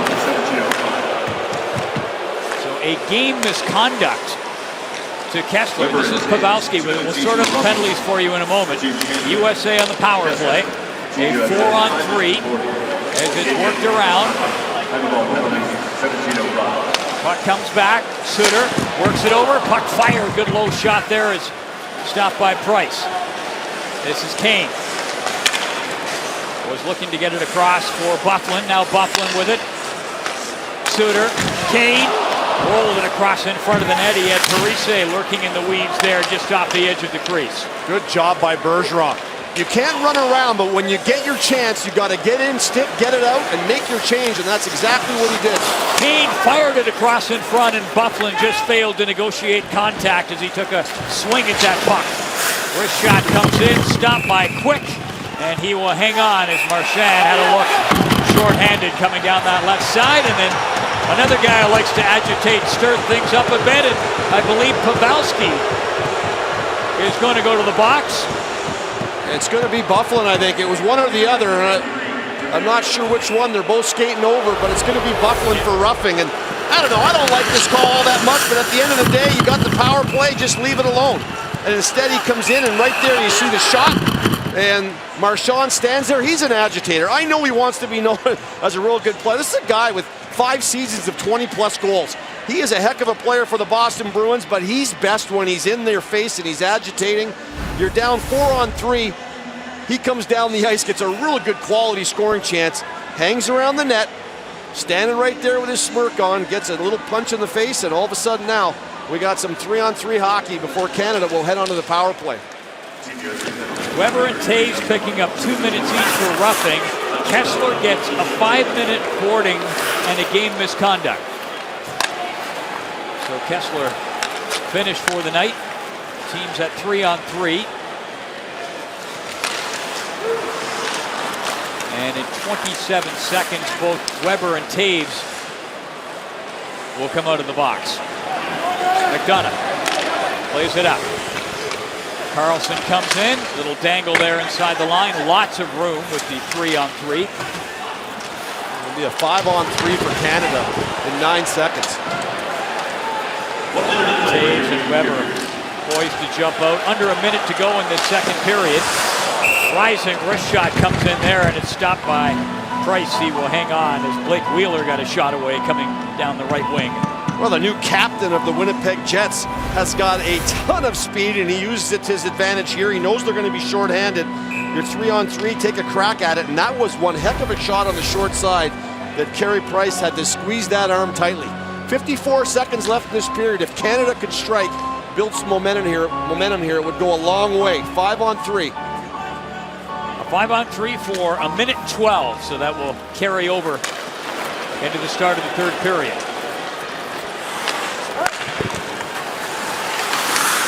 Bergeron works it back. Doughty. One-timer comes in there from Weber. Didn't hit the mark. Pass was intercepted by Quick. A nice stick to knock that down. As Crosby was lurking just over to his left. Doughty. Canada with a 2-man advantage late in this period. Crosby looks out in front. And Weber didn't get much of the shot away. Loose puck picked up, and the spoils fired down the ice by Backes. Crosby tucked it up ahead to Getzlaf. Lumbering down the right side, dropped it back for Weber. He played it over. Puck fired just wide. Puck comes back again. Doughty plays it over. Time runs out in the second period. So when we start the third period, Canada will have a 2-man advantage for the first 18 seconds. Through 2, it is the USA 3 and Canada.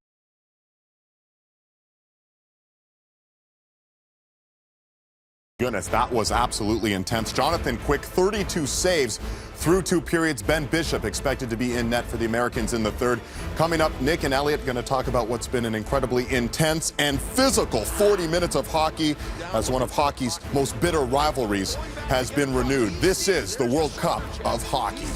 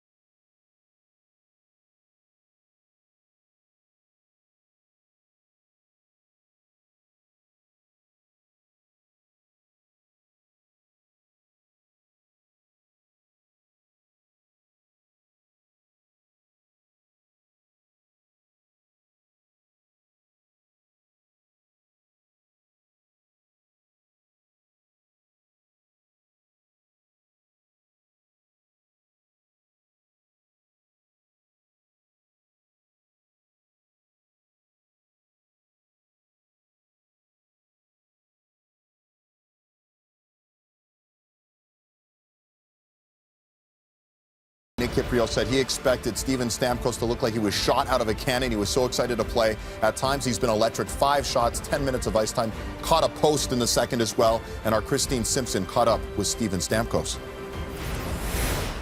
Team Canada and U.S. exchange goals in that period. Stephen, you outshoot the U.S. 18-7. I've got to ask you, if you look back to the flurry of activity at the end of the first that you saw from Team USA, what was the discussion at intermission? Well, we were just keeping too many pucks on the boards. A couple turnovers. I think the first 12 minutes of the game, I think the shots were 12-1. We poured it on again in the second. Unfortunate bounce on their third goal, but we're playing the right way. This is their first game of the summer for us. So we got some things to work on, but we're definitely on track. Hopefully we can get one early on this 5-on-3 and go from there.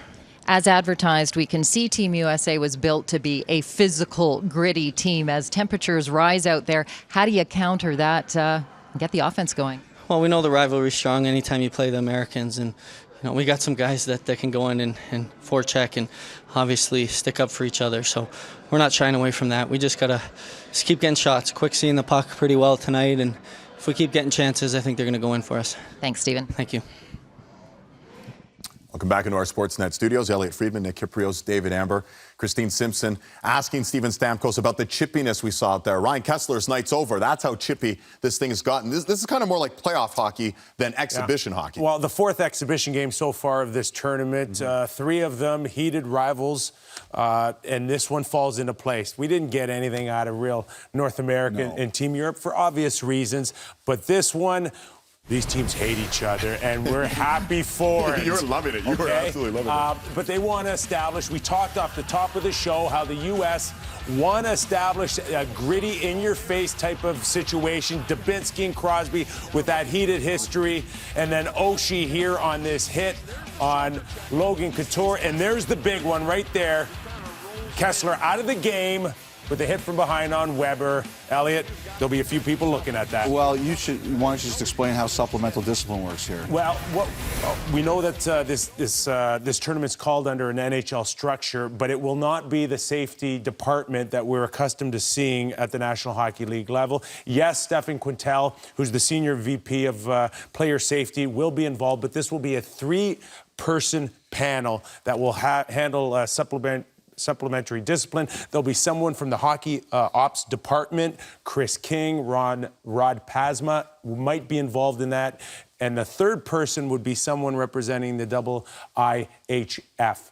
They will obviously look at this situation, and hey, it wouldn't surprise you at all to see Ryan Kessler maybe miss the first game. Well, they play tomorrow night, right? So would that fall under another exhibition game, or would they want to tack on a meaningful game, Elliot?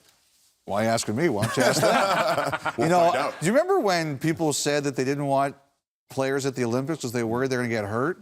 I mean, they're getting clobbered pretty good in an exhibition game tonight. Well, listen, maybe this isn't a surprise. We talked about the physicality of the American team. 7 of their players that are on this roster have been suspended in the NHL before, so bear that in mind. They want a bullying mentality. Do you think it's working, though? Because they're up 3-1. No, you know what? I don't think at this level you can bully people. I mean, these Canadian hockey players, U.S. hockey players, you play in the NHL, you've seen everything. You've been bullied. Guys try to do it to you all the time. But this is, and John Tortorella made this very clear, David, this is about setting an attitude, setting a tone. They were coming after the Canadians tonight, and the Canadians knew it if you saw their quotes yesterday. But, we saw a small sample size of Brad Marchand and the ability to get in and cause a little bit of havoc. Yeah. A bully situation, no.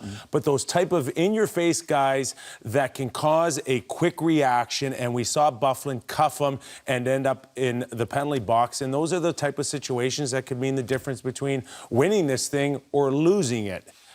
That's what we'll see probably out of this rivalry in the 3rd period, moving forward right into the tournament. The biggest concern for the Americans losing Kessler is he's been one of their best goalies tonight. So. Yeah, the knee save was a beauty, absolutely. It's going to be interesting to see what happens in the 3rd. We will have a goaltending change. Ben Bishop expected to replace Jonathan Quick. And speaking of goaltenders, Braden Holtby, if you saw this in the pregame, very cool, a tragically hip mask he's put together to honor their farewell tour. He wants to meet the group, maybe something that's going to happen in Toronto later on when the World Cup of Hockey, the big tournament does begin. It's also going to auction it off for charity. That's a great thing. Yeah, the idea is after the tournament is over, he can auction off that mask either for a brain cancer charity, or the hope is to find out from Gord Downie what one of the charities that he believes in and loves, and maybe the proceeds will go to that. And you're right, Dave, they are trying to see if they can set up something with Gord Downie in Toronto during the tournament.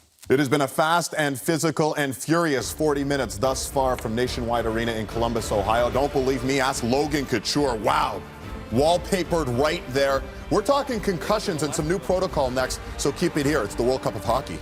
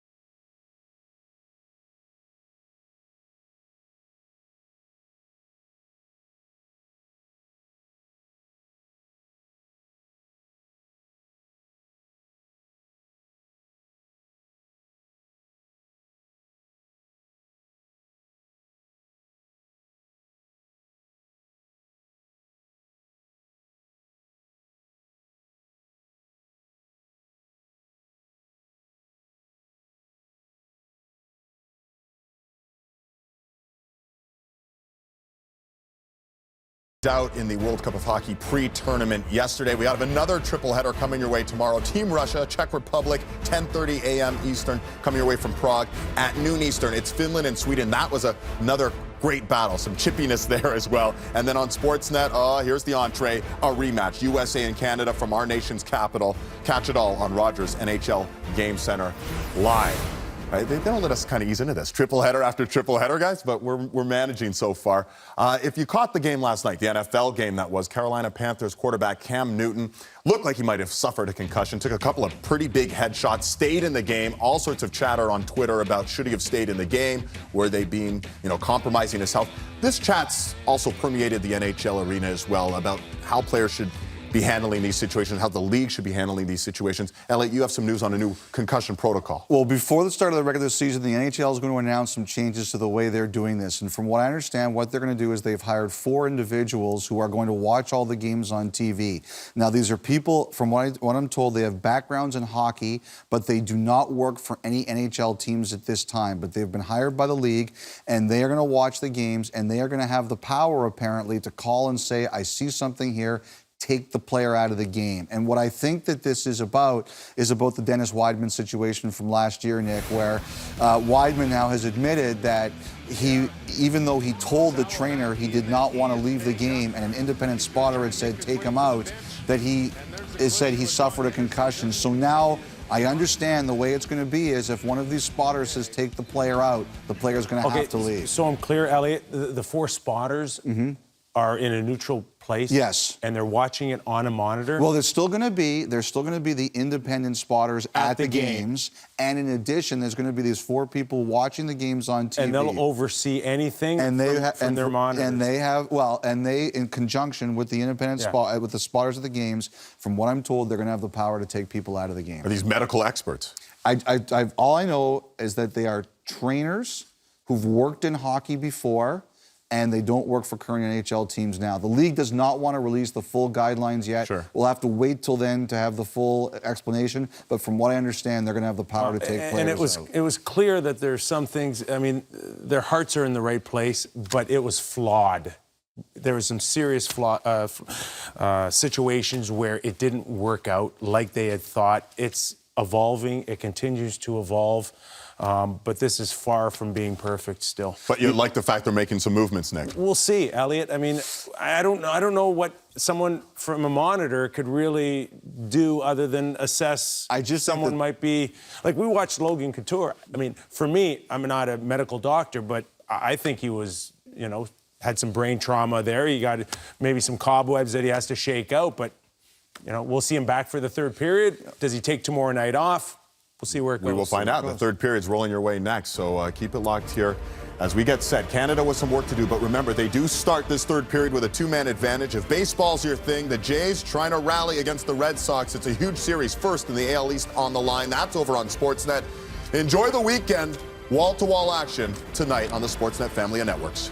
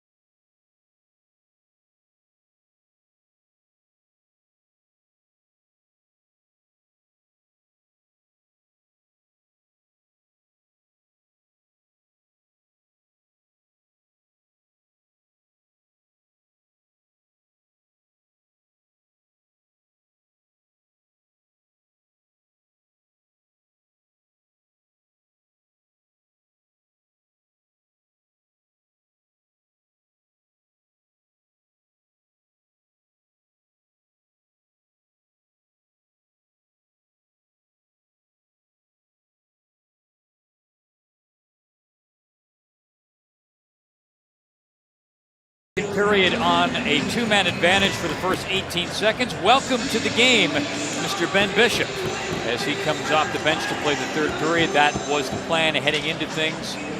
2 periods from Quick, and Bishop coming in to play the third. He's played a couple of times for the USA at the World Hockey Championship. The last time was in 2013 when he helped to backstop them to a bronze medal. A couple of unfortunate injuries in the Stanley Cup playoffs, in the finals, and then last year in the semis. Canada two-man advantage. Big shot rattled off the post as Sidney Crosby had a good look from the top of the slot. Puck comes down to Getzlaf. Canada now with a one-man advantage for the next minute and 40 seconds. Getzlaf plays it over. Doughty shooting. Fire that one wide up off the boards, and out it comes. How do you like that, Romy? We're going to put you in the net for the period. You're going to start off with a 5-on-3 against Canada. And Sidney Crosby is going to take the first shot. And Crosby rang it off the post. Moving up. Seguin. Back to the line. Doughty tucks it up for Seguin. Back for Doughty. Didn't have a shot. They tap it around nicely in close quarters, and then Getzlaf just missed off that last tap. This is Doughty. Just over a minute to go in Canada's one-man advantage. Puck rolls down and is played all the way back out. U.S. again. Quick changes on the penalty kill. What you like to do if luxury affords. And this is Stefan coming up the works with a nice penalty kill for the U.S. Up there with Abdelkader, and the puck pops up over the glass and out of play. First shot, as you mentioned, Gary, from Sidney Crosby on Ben Bishop, and he beat it. Well, he's right in the sweet spot. Some goalies will tell you it's not even a shot on net, so they don't really consider it. But that was a pretty good hummer. He lets go right in the slot, and he puts it in the right location. Unfortunately, just a few inches off. 30 seconds to go in Canada's one-man advantage. I really thought that minute and 12 they had before the period ended, the second period, they needed to strike there, and they didn't get it. Stamkos trying to negotiate his way through, is knocked down, play whistled down. And his teammate Ben Bishop stops him from sliding into the net. And that's what happens on these power plays. Once you enter the zone, the penalty killers attack very quickly. They don't want to let you get everyone into the zone at one time, so whoever enters, here comes the attack. All 3 players converge on Stamkos. They want him to get rid of that puck as quickly as possible. Job well done by the U.S. penalty killers, and they've got some good ones out there. When you look at Backus, of course, the loss of Kessler, but he's a great penalty killer. Abdelkader, Parise. Kessler, 1,113 minutes shorthanded he has played last year, and that ranks 3rd in the National Hockey League. He was tossed out of the game late in the second period, a 5-minute boarding penalty. This is Thornton. Lifts it up. Puck knocked down. Burns up after it. Comes back for Duchesne. Joe Thornton looking towards the front. Duchesne was there. Couldn't get his stick on it. This is Weber. Fires one up just wide. Stamkos tried to redirect it. That one high and wide, and a nice round of applause for the U.S. on the good penalty kill. No shots on goal. One off the post, but none on goal for Canada. And the power play right out of the gate in this third period. Duchesne working it hard up there along the wall with Byfuglien. And he gives up some weight and height there, does Duchesne. Puck comes back. Weber fires one just wide. Comes out again. This time he tried to flick it on goal. Got a piece of Parise. This is Joe Thornton. Gets it up around back of the net. Canada pressing here. This is Stamkos. Gets it down back of the net for Thornton. Comes around. Works it all the way back out. Burns. Quick pass over to Muzzin. Back for Burns. Fires it up through the slot. Rolls down towards the front. Bishop the save. It's loose back in the net. Canada pressing. Puck comes all the way back. Doughty lays it across for Muzzin. Gets it down for Stamkos. Back out. Doughty. Ready, set, shot. That was stopped. And the rebound cleared. Oh, Doughty with a great chance there. Taves up along the boards, burrowing his way in, and then he was squeezed out by Pavelski. This is Muzzin. He'll give it a try at the line. He was knocked down by Byfuglien. Meanwhile, play continues. Getzlaf looking. Couldn't find a seam. Couldn't find an opening. Pardon me, that was Taves. Puck up into the corner. Taves up looking for it along the boards. It gets by him. Vlasic. Try to get it towards the front. Knocked out. Well, the USA team has preached that when you play us, you're going to know you played us. And boy, they have laid some good hits. Byfuglien just took down Muzzin. He was feeling it as he left the ice. Vlasic plays it up. Crosby got his stick on it up ahead. Marchand down that left side. Wasn't able to find any room. Oshie pushing it back down into Canadian territory. Crosby given a bump along the boards by Pacioretty. This is Carlson moving up. Back at the top of the point. Suter with a shot. He came close. Back out for Suter again. Doesn't get a chance to reload. Walks it up along the boards. Bergeron stuck to him like flypaper along the wall. Puck up back of the net. Bergeron hustling after it. Meets up there with Suter. Puck comes back out. Carlson fires it into the corner. Knocked down there by Stepan. Couldn't gain control, however. Marchand out to center, and he will gingerly guide it down into U.S. territory. USA up 3-1. Canada outshooting the United States 35-24. This is Drew Doughty. Plays it up along the boards. Getzlaf tight roping along the blue line. Had to delay a little bit because Tavares was in offside. Muzzin gets it up ahead for Getzlaf. Long pass up on the wing. Doughty steaming down that side, scores!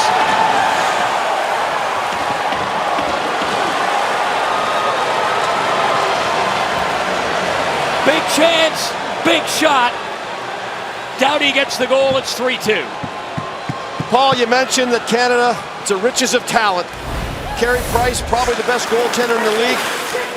Sidney Crosby, the best player, and this guy won the Norris Trophy as the best defenseman, and it was a long time coming. He has an absolute howitzer. And again, it's a great transitional breakout by Ryan Getzlaf.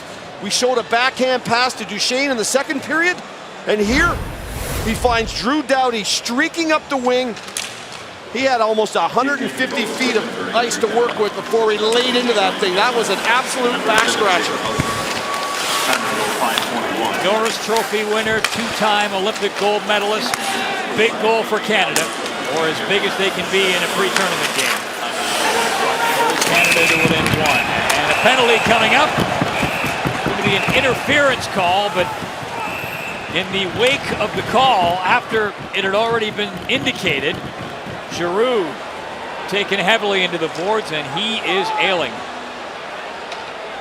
There was a hold-up call that was the first original call on Canada. He was holding him up. The referee had enough of the hold. He called the penalty, and then it was a late hit on Claude Giroux. And he is not looking good as he leaves the ice. There's Muzzin. There's the first push. He lets him have that. Then he keeps going. There's your penalty. There's Giroux. And in comes Pavelski and just lays it on him. We've seen some questionable hits here from the U.S. TJ Oshie on Logan Couture, absolute looked like a headshot. There, Pavelski comes in on an unexpected player on the boards, and he catches him in the back. Well, he kind of got sandwiched between Muzzin and Pavelski. Well, it's one of those hits where you're so tight against the wall, and Pavelski stays low on the hit, so it almost jars his back, right? I don't think Pavelski's intention was to hurt him. He's gliding as he comes in. But it's all numbers. It's all numbers. So the U.S. goes to work in the power play. Canada down by one. Suter gets it up ahead.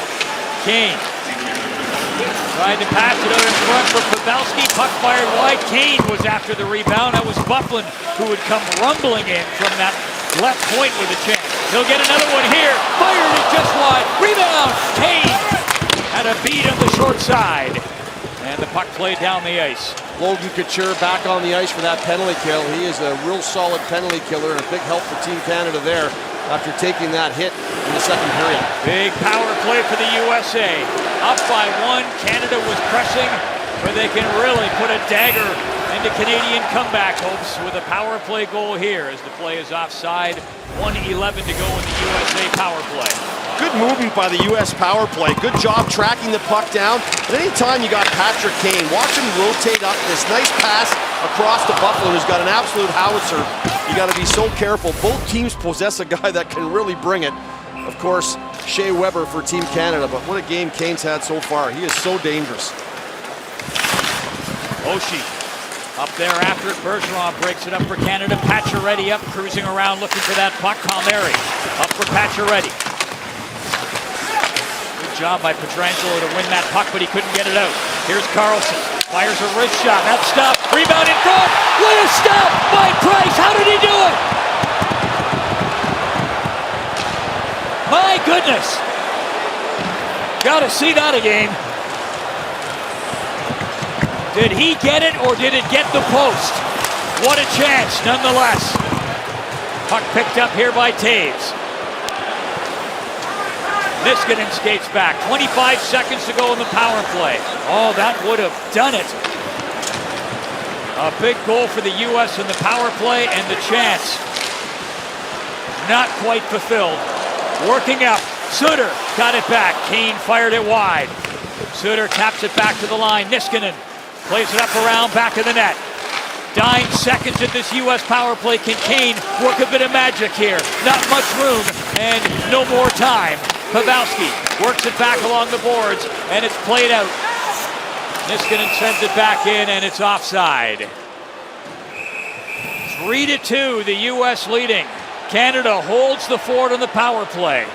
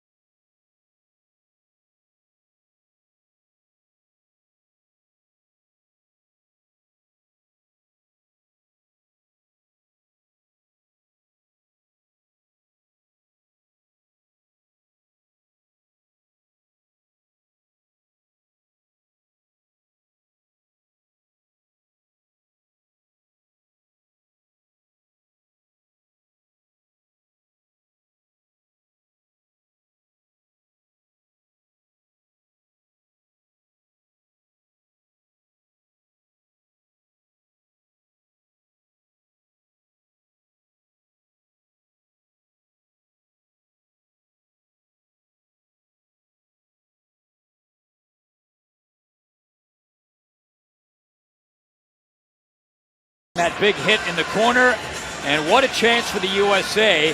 I thought Price initially had gotten it with his stick, but it was post. Well, you saw TJ Oshie and Stepan having a good chuckle. Stepan got back to the bench and he said, Osh, how many open nets are you going to give me? That is the second one he has set him up for. He's missed both of them. That one was wide open. I think he said to him, I might get one when we really need him. They say in real time, I thought Price had gotten back and maybe got the blade of his stick on it. Well, his stick did go back towards the post, and it did look like it. But the replay, boy, that was a wide open net for him. Here comes Backes. Gets it up ahead. Carlson comes in. Backes with them. Carlson dropped it back. And that was Wheeler up there as well, but he wasn't able to handle the pass. And what an adventure. Thornton pushes it towards the goal. Now what will they do here? McDonough was down to make the save. Well, Thornton, Crosby, all up there jamming at it after a complete gong show as Bishop came out of his net and got caught. Well, this whole thing starts off with Pietrangelo breaking his stick. Instead of watching the play, he goes to the bench to get a new one. There's the left side of your screen. That's a 2-on-1 that's given up, and it gets turned over. Now it comes the other way. Out comes Ben Bishop. He turns it over, and a wide open net, and a big save right there. And then the net comes off its mooring. Sidney Crosby cannot believe he's got this puck in this location. And full credit to Ryan McDonough, who played snowcastles on the ice and blocked the puck. Abdicator gives him a little shot after, and that creates all the attention coming in for Joe Thornton. But what a crazy set of events. This is an exhibition game. It's like Stanley Cup Finals. Incredible. Not a massive surprise, I guess, when you look at the skill level out on the ice. I mean, just two star-studded teams, and we haven't even started the tournament. A gift for hockey fans waiting to be unwrapped over the next couple of weeks. Getzlaf moving in, fires a shot. Nice stop by Bishop as he flipped out that right pad and made the save.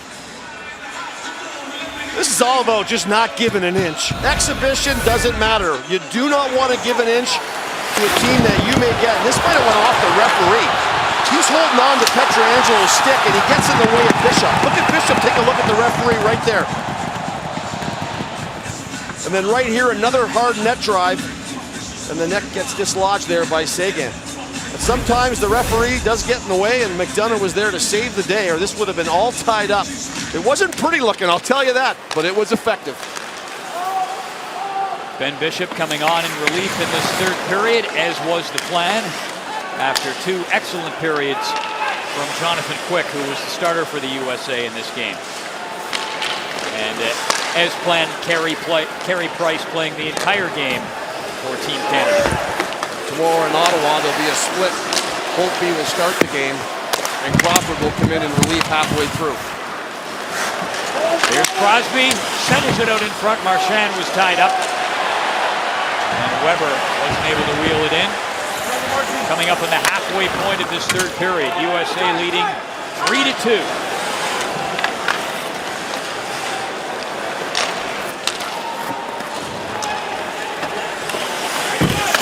Crosby, Tavares picks it up, taps it up. Couture on the way, in over the blue line. Couture trying to pick his way through. Taves following up, and then into the net they go.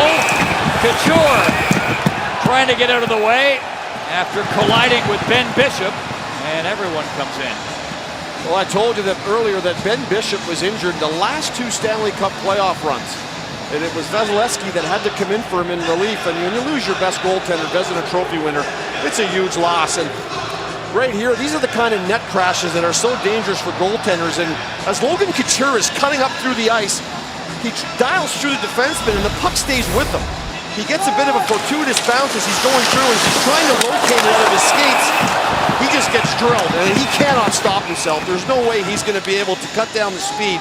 As right here, you're going to see the push right there from behind from Palmieri. I mean, you've got about 6 feet of space to get stopped. That's impossible. And right here, you'll see him fly into Bishop with all kinds of force down low. Bishop, about 6'7", gets the feet taken out from underneath him. And they'll set the net back on its pegs, move the face-off outside, although I think it should have been inside because Palmieri pushed him, but nonetheless, they'll drop it and we'll go again. Couture about 6'1", and yeah, Bishop 6'7". And Pietrangelo pasted along the boards by Abdelkader. USA really taking the body out. It's an icing call. And Big Joe thinks he got there and should have been no icing call. I think he might have a pretty good argument. He had the inside track on that puck as we look at Ben Bishop, and you're going to come in to see your World Cup experience in an exhibition game, and you're going to get a 5-on-3 and a shot from Sidney Crosby as you look at Joe Thornton, who I think has an edge on that puck coming in. But the linesman blew the whistle, face off to the right of Carey Price.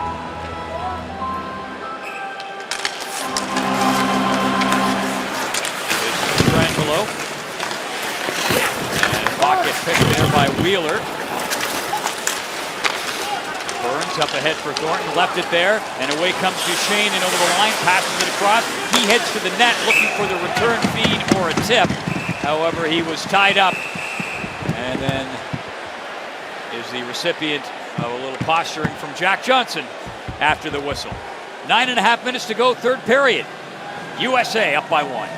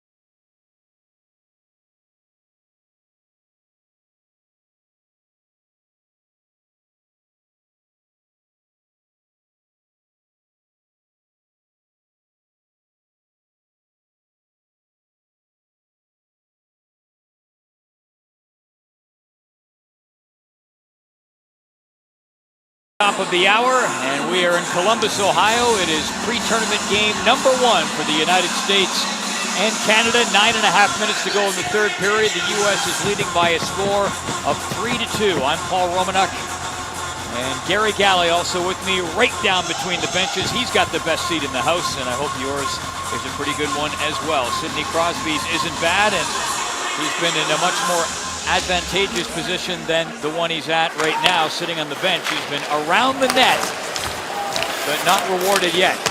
Hit a goal post early in this period. Tavares being badgered, so he plays it back to Muzzin, who whips it across. Doughty rushes that puck up the center, moves it ahead. Cruising in towards the net is Tavares, but no rebound forthcoming from Ben Bishop. It's an absolute parking lot in the neutral zone right now. U.S. making the adjustment, not giving Canada those 2-3 zone passes they were getting earlier in the game. 1-goal lead, you're going into that mode heading down the pack 10 minutes of this third period. Everything you're doing now is preparation for the tournament. And you want to work on all those things. There'll be a lot of games in the tournament where you're going to be nursing a 1-goal lead. You got to know how to play it. Off the face-off. Again, Canada's top line out there, Crosby, Bergeron, and Marchand. Puck comes back, fired and tipped just up over top of the goal. That was Bergeron slithering around down there just off the top of the crease to get loose and get a stick on it. And what this line does so well, what makes them so good in this game, is they move the puck and then they move. They never sit still. They're always moving in and out of locations. Very hard to pick up, very hard to check. They've always got a front net presence. Normally it's going to be Bergeron or Marchand, and they're a handful in front. Puck tapped out in front, Marchand, big chance, and Bishop was there with the answer. Skating back is Vlasic. Waves it around. Dubinsky up there, looking for it. Puck will roll to Carey Price, and he turns it over. Unfortunately for Price, didn't get caught that time. This is Dubinsky.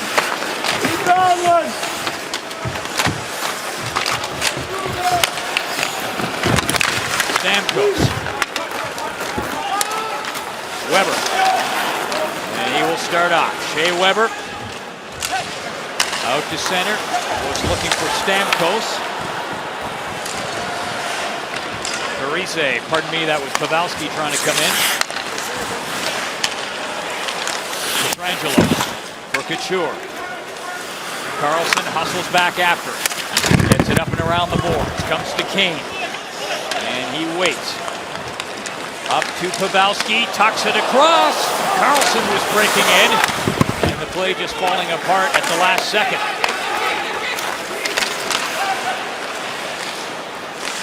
When you watch Kane, he's one of those guys, he gets the puck and he just creates his own space. He's incredible to watch, just the talent.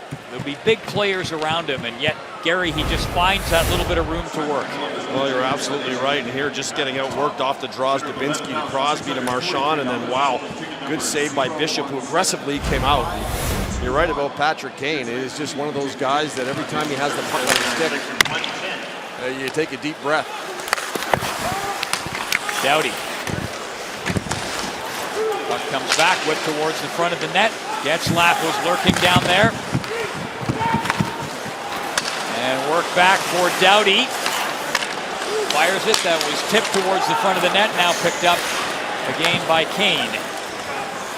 He certainly is a dying breed, Romy. And in the game of North-South, he is one of the few East-West players that coaches will find palatable, and then he'll let him go. Here comes Seguin on his own. Canada on a change. Good job to bide some time as Duchesne was flying in there to join him. Weber plays it up. Tapped by Seguin. Motoring up is Tavares.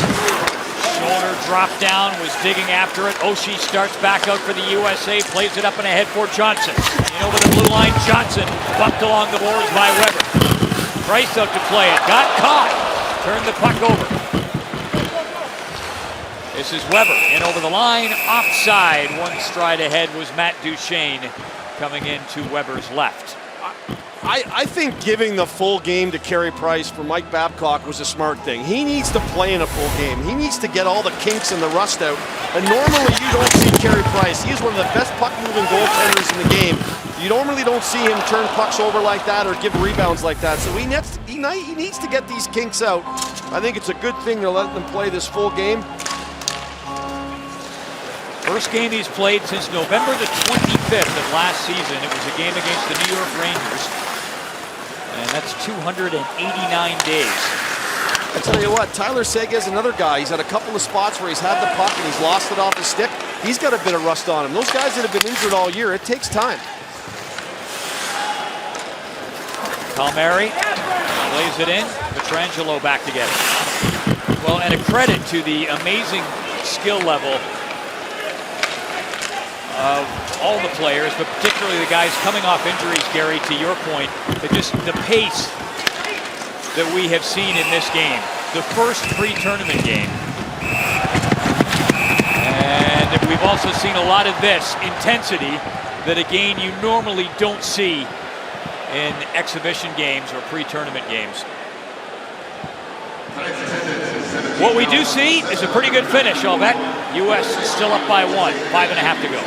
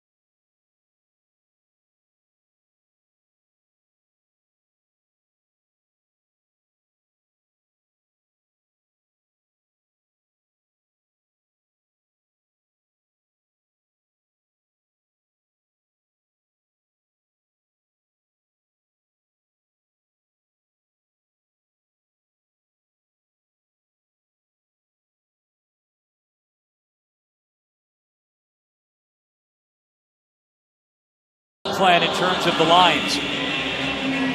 Well, he certainly has been. He said he was going to roll them, all 4 of them, and see what he's got. And for John Tortorella, it was the opposite. He said, if I'm going to start him this way, but I got to tell you, if I don't like something, I'll move it around. And he did it right away with his #1 line. Max Pacioretty has not been with Pavelski and Kane for some time. He's kept Pavelski and Kane together. Good shot in there from Muzzin, but you're right. Pacioretty started off up there in the wing, but then we've seen Dubinsky up there, Parise up there. Well, he's moving a number of guys around because he's going to keep those 2 guys together, and he'll add a different look on that left side.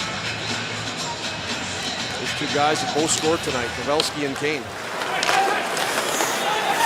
Canada's top line has definitely been the Sidney Crosby, Marchand, and Bergeron line. They have a goal. I think Marchand's been their best player. He's been really good tonight. This is Oshie. Plays it across. McDonough gets it up. Oshie up there after it against Doughty. Come back to Muzzin. Couture was looking for Taves there at the line. Broken up. McDonough over to Carlson. Flicks it up ahead. Stepan trying to get loose. Kane has it now. Looking for Stepan. Works it all the way across. This is Parise. Back towards the line, and it just gets by Jack Johnson. And an icing call. That was no fluke. Patrick Kane has got so much respect. He crosses the line, and everyone's like, where's he going? Where's he going with it? And all of a sudden, he knows where everybody is, and he waits and waits and waits until he gets his line mate driving wide, and that just seeing eye backhand pass almost connected with Pavelski. Never scored fewer than 64 points in a season in his entire career. Had a career year last year with 106 points. Ross Trophy, Hart Trophy, Lindsay Trophy.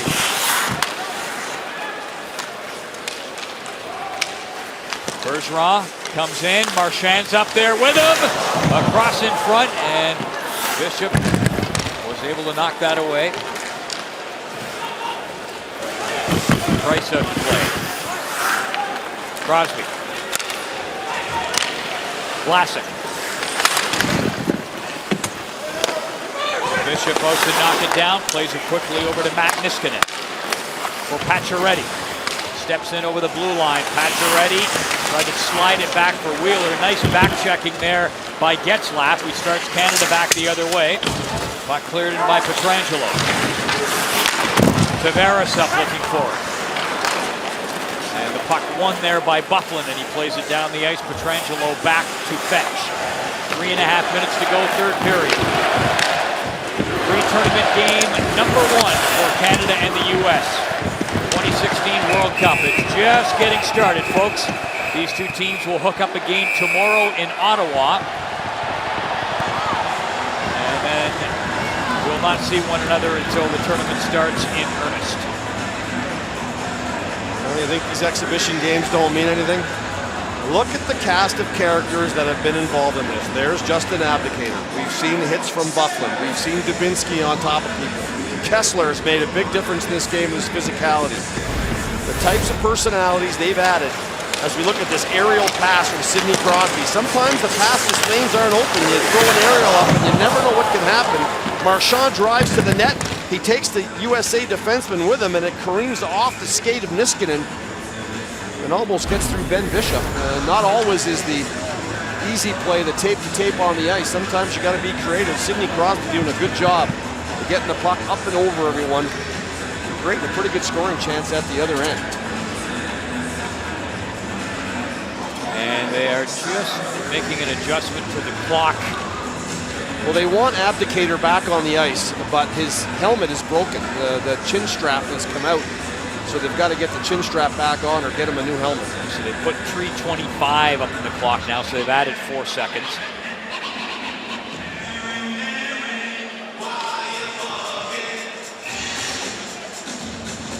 John Tortorella, if you followed his career, you know what a passionate head coach he is, sometimes to his detriment, but a real motivator, and they love him here in Columbus so far. Big round of applause for him at the start of the game during the introductions. Price will come out. take matters into his own hands before Wheeler could get there. Couture in for Canada. Fires a wrist shot through a rebound. Didn't quite pop out to Taves, who was bearing it in the goal. Back of the net, McDonough. Now Carlson. Carlson out to center. This fires it in. U.S. making some changes. This is Kane up after it in the corner. Trying to push it along for Parise.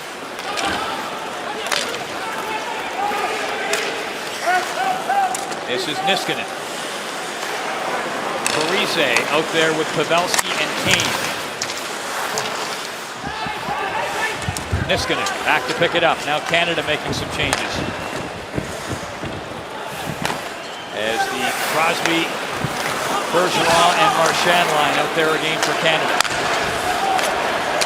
Pass comes across. Bergeron moving in. Crosby was in the high slot. Vlasic pinching up there on the left side, but puck gets by him.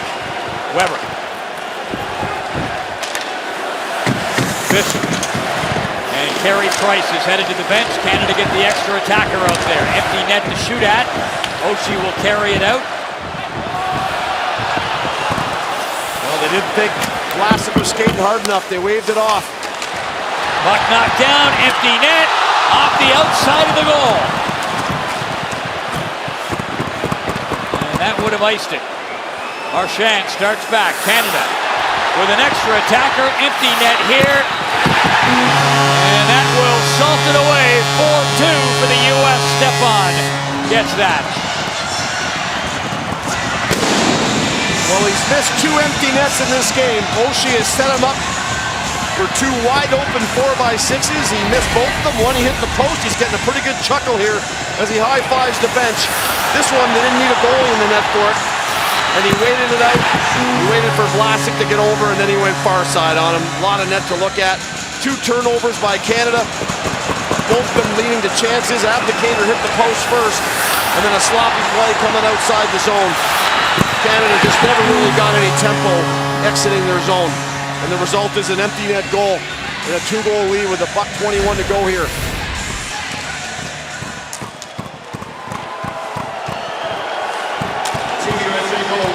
So the U.S. with home ice advantage, responding for what has been an enthusiastic crowd here in Columbus. Duchesne. 18:39. Up there, back of the goal. 1 minute to play, beginning of the period. Under a minute to go. Doughty fires one. That bounces wide. The 2 teams will play again tomorrow in Ottawa. And then they will see one another when the tournament begins. Great rivals. And they have responded tonight. As expected, great rivals, whether it's a pre-tournament game or not. Lots of intensity, lots of physical play. It's been a good one. Muzzin plays it up. Tavares. Getzlaf. Getzlaf again. Picked away there by Carlson.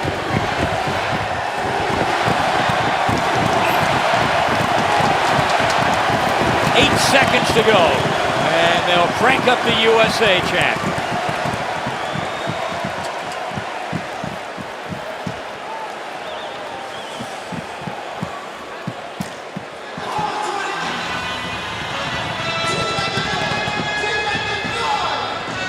Round 2 tomorrow night. Right back at you. Back-to-back games, and players, if they thought the tempo was up tonight, they're going to keep this pace up tomorrow night. Up back of the goal, Thornton trying to get it out in front. Duchesne up there to help out, and that will do it.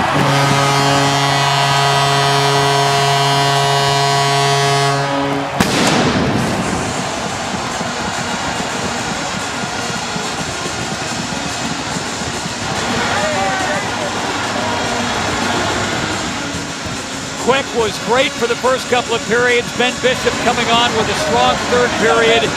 The backbone of a 4-2 win for the U.S. at the end of the day, I think you look at this game and what a treat for the fans and for us to watch. It was incredible. And when you look back on it, it's a silly rebound off of Carey Price that really leads to a goal that really should have never happened and put Canada at a bit of a disadvantage. Give the U.S. credit. They bent at parts of this game, but they didn't break. And the U.S. skating to center, saluting the crowd. And full measure, full worth for a 4-2 win. The U.S. looking good.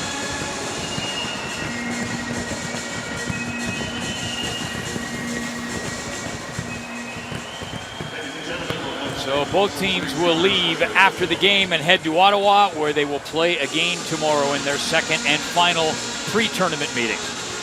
Well, I think both teams will look at the positives of this game, Paul. I mean, you look at Team USA, yes, you won the game, but you need some more possession time. For Canada, they did have a lot of the possession of this game.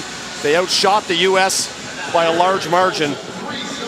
But the big players for the U.S. were the big players, and Kane and Pavelski and Stepan got the goals. Of course, Parise had one as well. Jonathan Quick looked pretty sharp in the nets. Carey Price, a little rusty. I think he's going to get better and better. And that number one line for Canada was their best line, and that's a good sign for Mike Babcock. And the salient points, Carey Price looked pretty good for a guy who hasn't played in a long time. And the U.S. with a gritty effort, and that's what their coach wanted to see, and it worked just fine on this night.